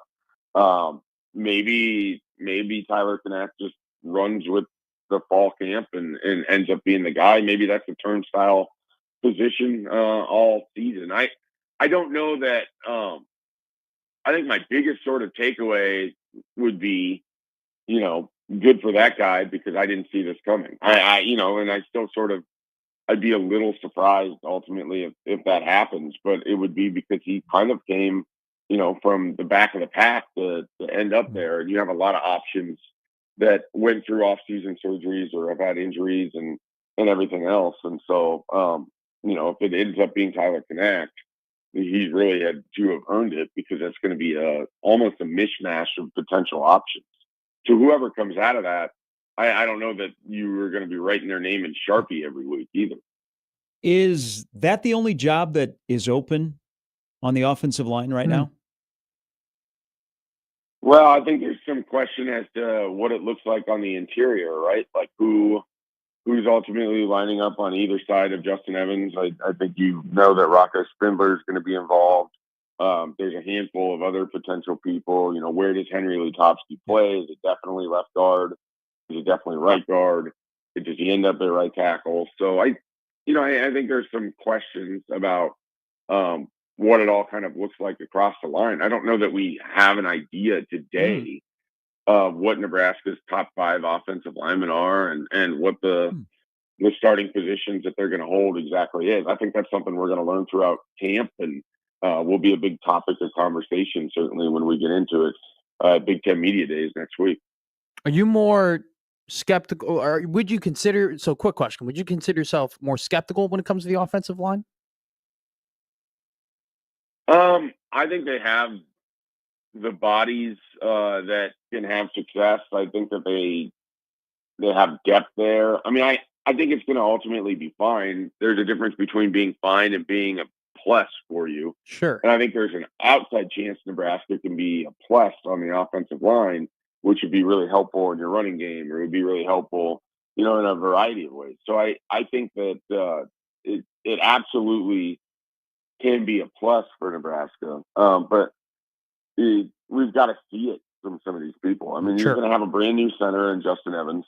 You're going to have Elijah Pritchett, who I think has had a really good assimilation to joining Nebraska and has done well, in his role. But he really struggled as a right tackle at Alabama last year. I mean, that's ultimately protecting Dylan's blind side. Mm-hmm. What does that look like? And then, because this is not a veteran defensive line unit, what these guys have gone against every day, we don't really know how good they are until they have to go prove it against Cincinnati, and then prove it again against Akron and Houston Christian Baptist Presbyterian, or prove it against Michigan later in September. So I think skepticism is probably a fair way to put it. Yeah, because there's still a lot that has to kind of be proven for that group. Okay, let me, I asked you Baptists and Christians. Let me bring Presbyterian into the conversation. At some point today, will we see a viral video of Matt Rule sitting at his desk eating Swedish fish, celebrating a recruiting win, or will we get no Matt Rule video or a boom today? I I would anticipate that Valden Sohn, the very talented Swedish defensive lineman of which you're referencing, will pick Georgia. But if he doesn't, I think Nebraska is the next option. So if there is a big surprise that's happening today, I think Nebraska would be the recipients of it. So we'll see how that one plays out. They certainly recruited him hard. They put a lot of effort into it, but I think it's really hard to get a defensive lineman to pass on Georgia right now if Georgia really wants him. Is that a money thing or is that just a Georgia thing?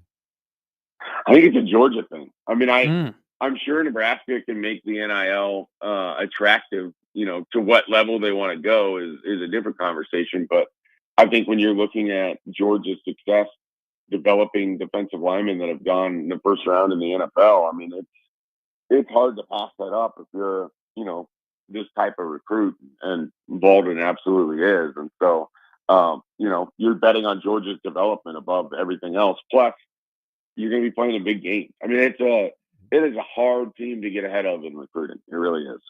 Well, they are a recruiting storm, and they've got some trophies to show off to kids. Schaefer, as always, appreciate it. Have a wonderful weekend and hit them long and far. Yeah, I appreciate it, guys. Have a good one. Thank you. Hey, Mike. Thank you. Member guest for Schaefer this weekend at his golf course. I've failed. I failed this year. I told you my goal was weasel my way into a member guest. I couldn't do it. Couldn't. Oh, you still got plenty of time. It's only in the middle of July. Yeah, but I think go play with the lefty Brian Harmon, who won the 23 Open at Royal Liverpool. He's got a one-shot lead. Yeah, but you've seen my scores. I haven't been trained up enough, ready for it. You'll find your way into a member guest. You should have seen me at Milt's yesterday. I had a little towel on my in between my armpit, because I was trying to keep it connected. Why are you laughing at me?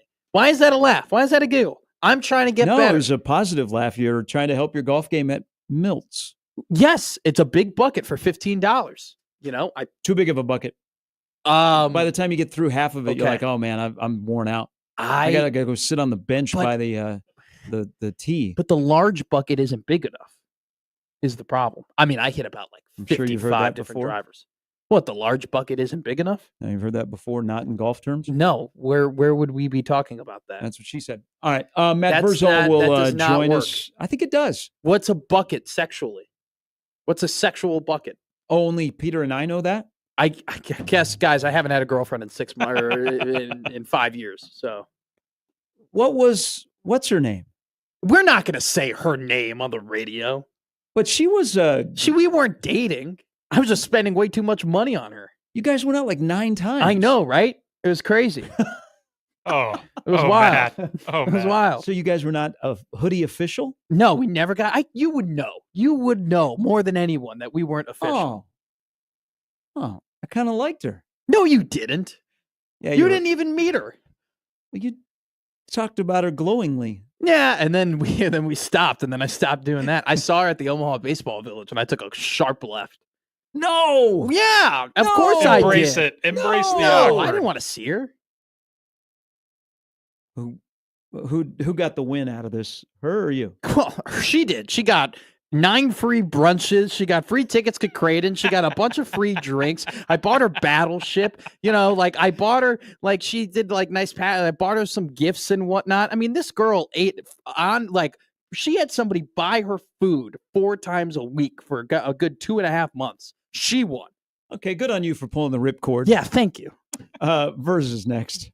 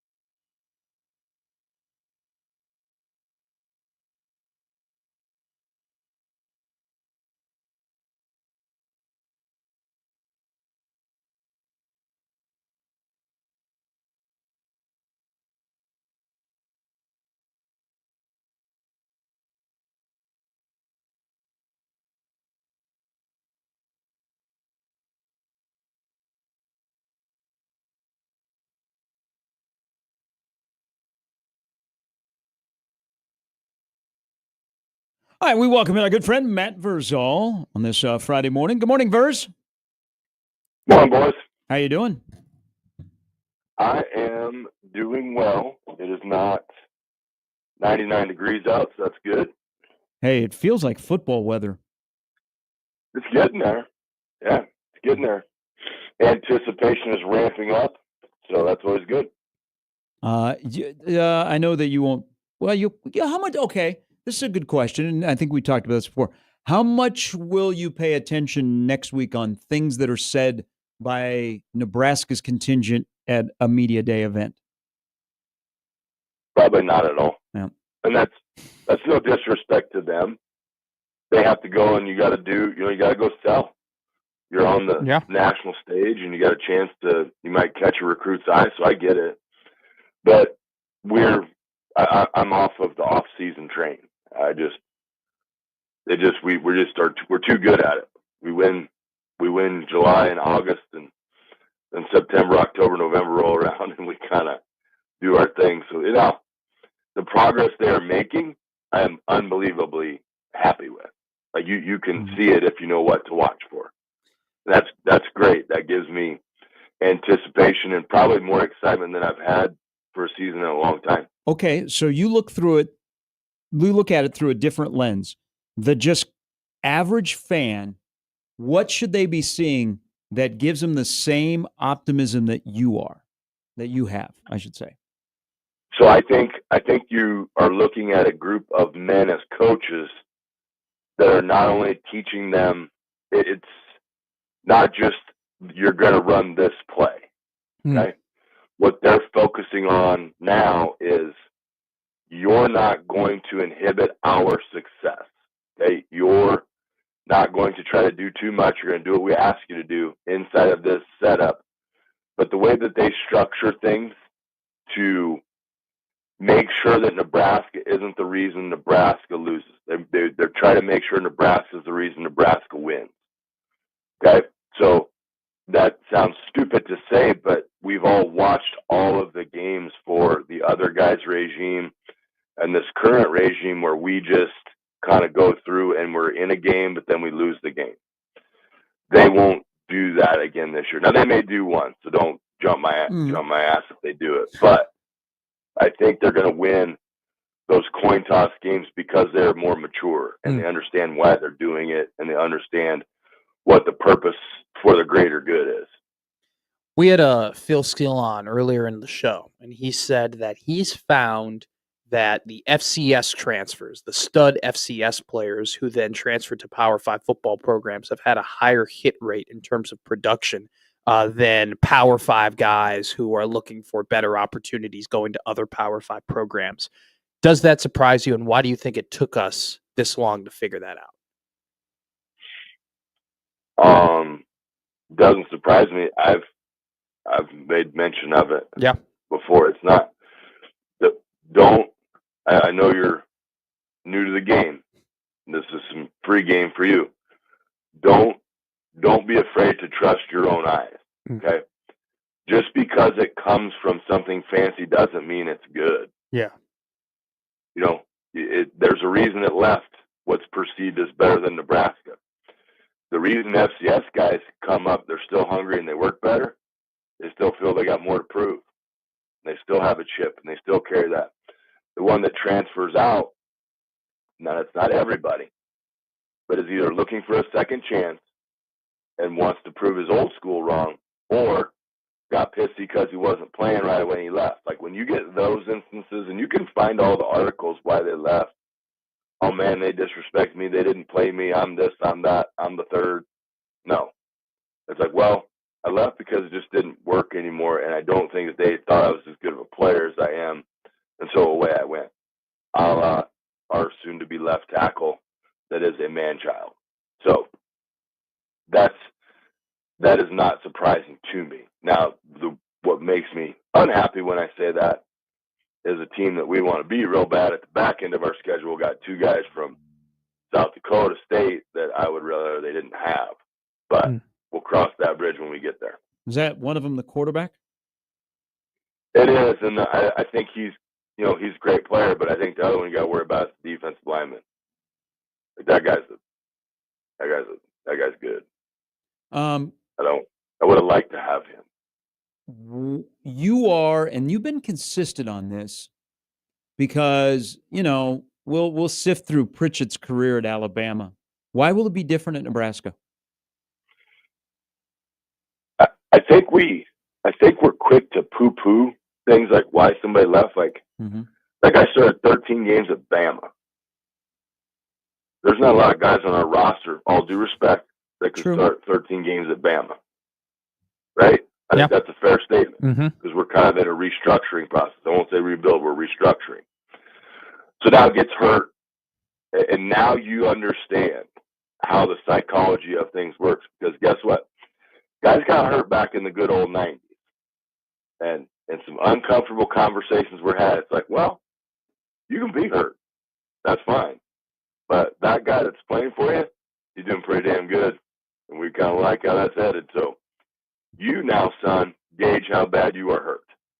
And if you want to come back quickly and reassume your position, or we may just progress on this way with this young gentleman that's doing pretty damn good here. So it's up to you. Hope to see you practice tomorrow. If we don't, we totally understand, but we got a guy that's going to take those reps. So just so you know. And kids in the 90s were just like, whoa, what? That's my job. Hey, let's throw some duct tape on this thing. Let's put a brace on it, and we're going back out there. Kids now view that as a lack of trust. You don't trust me. You don't think I'm good anymore. That's fine. It's part of maturing. These were lessons 90s kids learned it. In the 80s, when we were growing up, like, just because I put pressure on you doesn't mean I don't think you're good. It means I think you need to be better, or you need to suck it up. I don't think you're as hurt as you think you are. So he goes through that, and the distrust happens, and then he, doesn't play much, but still an immensely talented kid that just, the psychology of it is just, he just needs to know you believe in him and believe that he's an athlete and he's a player. And if he gets hurt, he's not lying to you, he's hurt. So I think that's the thing where I hold out a lot of hope for him. I have run my mouth quite a bit with him, so I hope he's listening. I hope you have a great season, my guy, and I hope you're all Big Ten, and you're just the ass kicker that I think you are. Matt, we've talked a lot about the offensive line over the last couple of weeks, and the fact that it seems like they're actually building a pipeline with depth. How much of a correlation do you think there is between chemistry within that room and development on the field? They usually go hand in hand when you have leadership.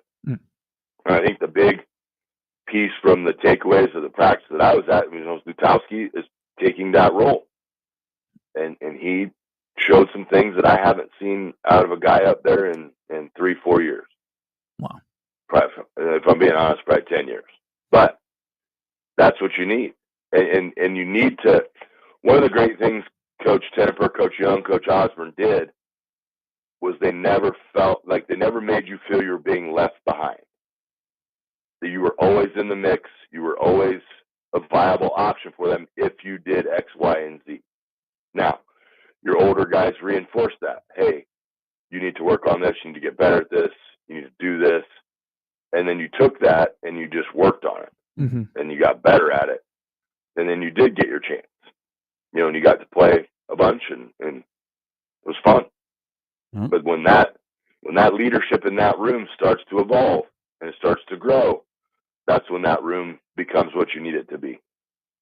Verse, as always, we appreciate it. Now you can go back to being in the queue for the Canelo-Crawford fight, where tickets are on sale, and there are 50,000 people in the queue to buy tickets for this fight. Well, you would think me and you got that other friend that I know used to be on these airwaves, and you would think he had some pull. I know, but we got nothing. We got crickets. Well, but it's him, though. He's not gonna. Like, I'm like, hey, man, let's stop BSing here. Let's get your boy some tickets. Yes. Let's make my first ever live boxing fight this one. That would be a banger. That'd be incredible.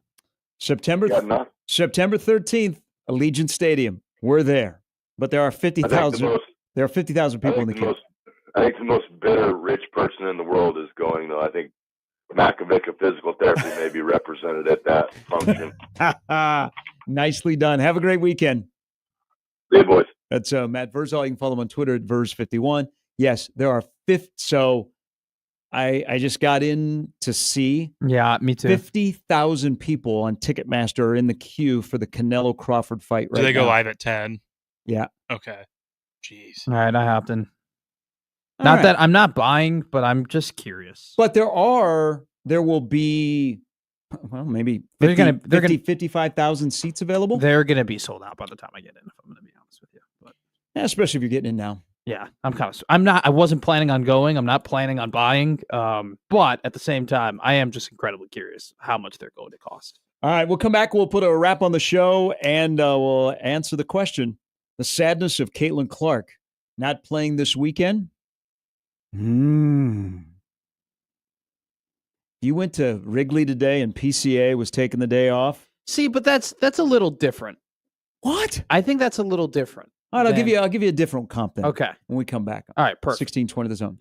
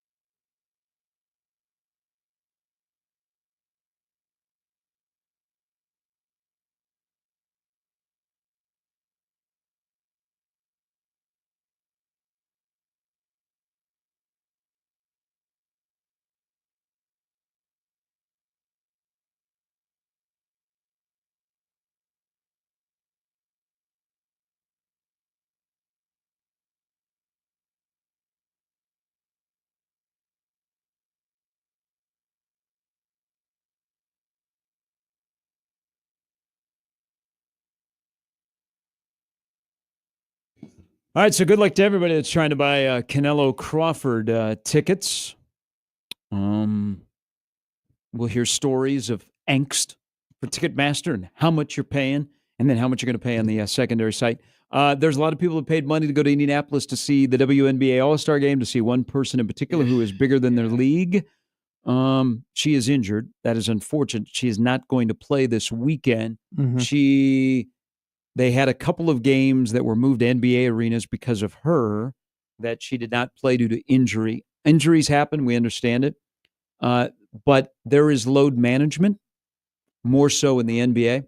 If you were a father and had kids and you do not live in an NBA city or a professional city, and you spent money on a weekend or one particular game, and you went, and when you got to the stadium or the arena, you found out that blank was not playing. Sure. The biggest bummed out would be? Can this be in the past? Can this be retroactive? No, yeah. This is Kobe Bryant. Okay. Kobe Bryant's retirement tour. I did some research on this. He played in 66 games in his last season. 11 of the games that he missed were on the road.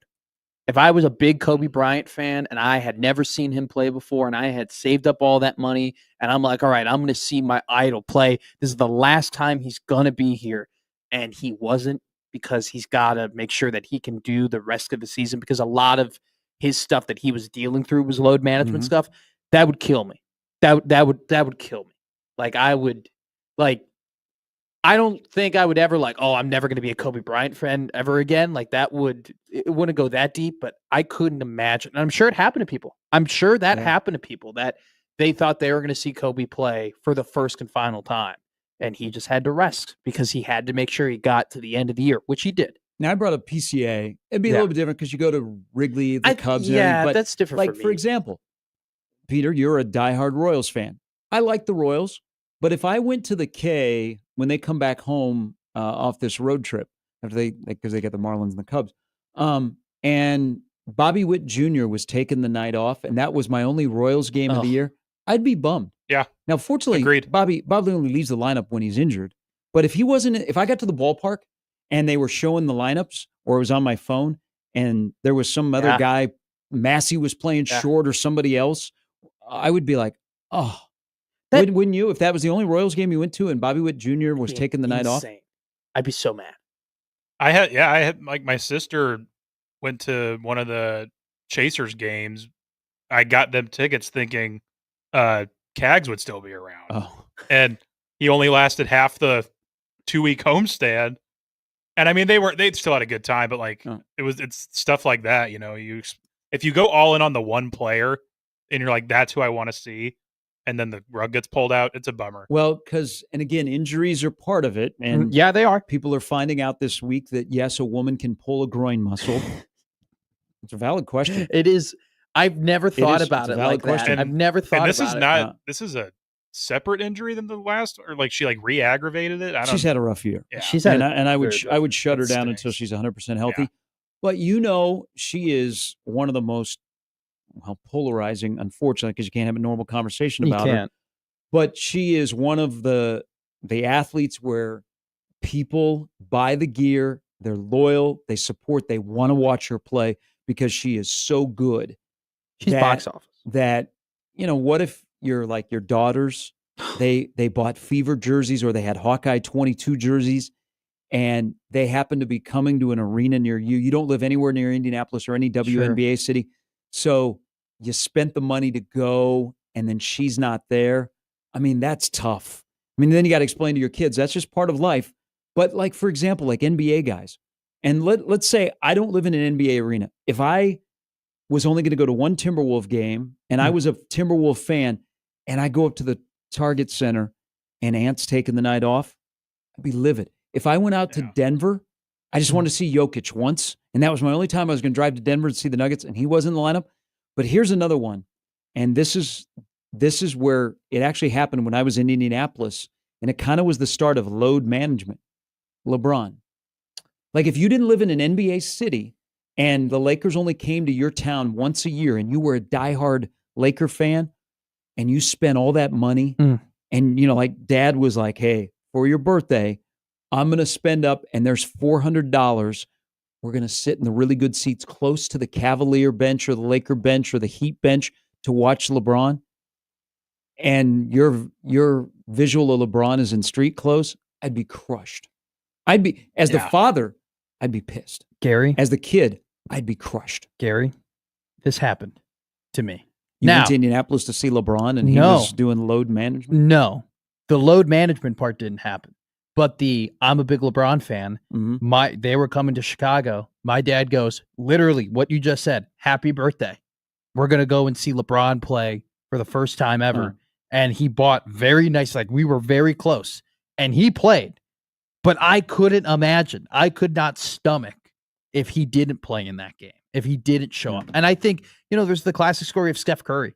Like there was like a viral story that I think was told by Karl Malone of all people that, there was a family who were massive Steph Curry fans who spent all that money, who did those things, and then he didn't play. And I'm glad that the NBA has taken steps to stop it.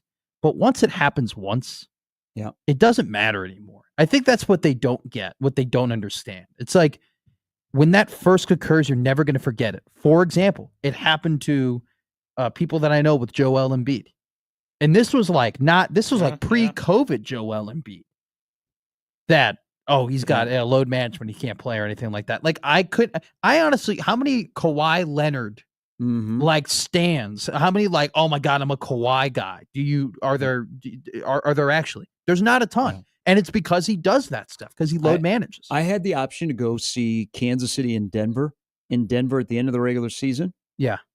I mean, I like Mile High Stadium. I don't like the Broncos, but I'd be seeing my team. You know why I said, nah, I'm good? Because Mahomes wasn't going to play. Yeah. I didn't want to see the Chiefs without Mahomes. Or like, I don't want to see him without 15 and 87. Not because they're injured, but because they're not going to play. I'm like, it's not worth it. Whenever I look at NFL tickets, if I'm thinking about going, I just never even think about getting Week 18 tickets because you never know. Yep. You never know what's going to happen or who's going to be available. So also too, like to your credit, I really do think that when we're having this conversation, that Caitlin Clark is the coup de grace of this entire thing. I don't know if there's really and it's part of the fact because she's newer. Like a lot of people have seen LeBron James play. A lot of people have seen those older NBA guys play. I think she is on the top of the list of like, man, if I bought tickets to go and see her and she didn't play, I would be absolutely bummed. I mean, my daughters would be, they'd be in tears. Yeah. And they'd have to explain to them, and hopefully they would understand. That's why like MJ, Bird, and Magic, and I hear Major League guys say this, baseball, hey, that might be the only night of the year that the family saves up money to come to the ballpark. Damn well I'm going to be in the lineup unless I'm injured, because that's their only time to see me. The load management thing too. The only more heartbreaking thing I can think of is when you are going to a big fight and that fighter misses weight, or the fighter gets hurt, or the fighter like anything like that like doesn't end up fighting. That's the only other If I bought those Poirier tickets and then he ended up not being able to fight, that would crush me more than anything. Speaking of a fight, so Darren, thanks for sending a screenshot here. Oh. This is the clap. I thought you said, speaking of a fight, I thought you were going to go into Poirier Holloway. No. Oh, okay. No, we'll talk about it on Monday. Darren says, I did not get in before the verified resale tickets popped up. Yesterday morning at 9, he was 110,220 in the queue yesterday. I currently have 2,457 people ahead of me. I'm having flashbacks to the Taylor Swift Ticketmaster. I was in charge of getting those for my sisters, and oh my God. You were in charge? Yeah, I didn't. That's irresponsible. It's not like I was going or anything. That's irresponsible on their part. That is their fault. I don't know what they had going on that day, but that became my job. They should never put pressure on a man like that. And you know what? I stuck it out, and I got 5 tickets at Arrowhead Stadium, Lower Bowl. Pretty good view. Lower Bowl, good for you. Pretty good view, and they were not bad. Good for you. All right. Have a great weekend, everybody. Because when we return, it'll be our talking season. Big Ten Media Days begin on Tuesday in Vegas. I don't think the guy that used to be here is going to help us out with tickets. Do you have that confirmed? There's a conversation going on right now. Live, laugh, and punt. Have fun this weekend. Make memories. Be safe. Make plans to join us, because we'll be Saturday closer, which means we'll be 2 weeks away from being 3 weeks away. I had to redo the math.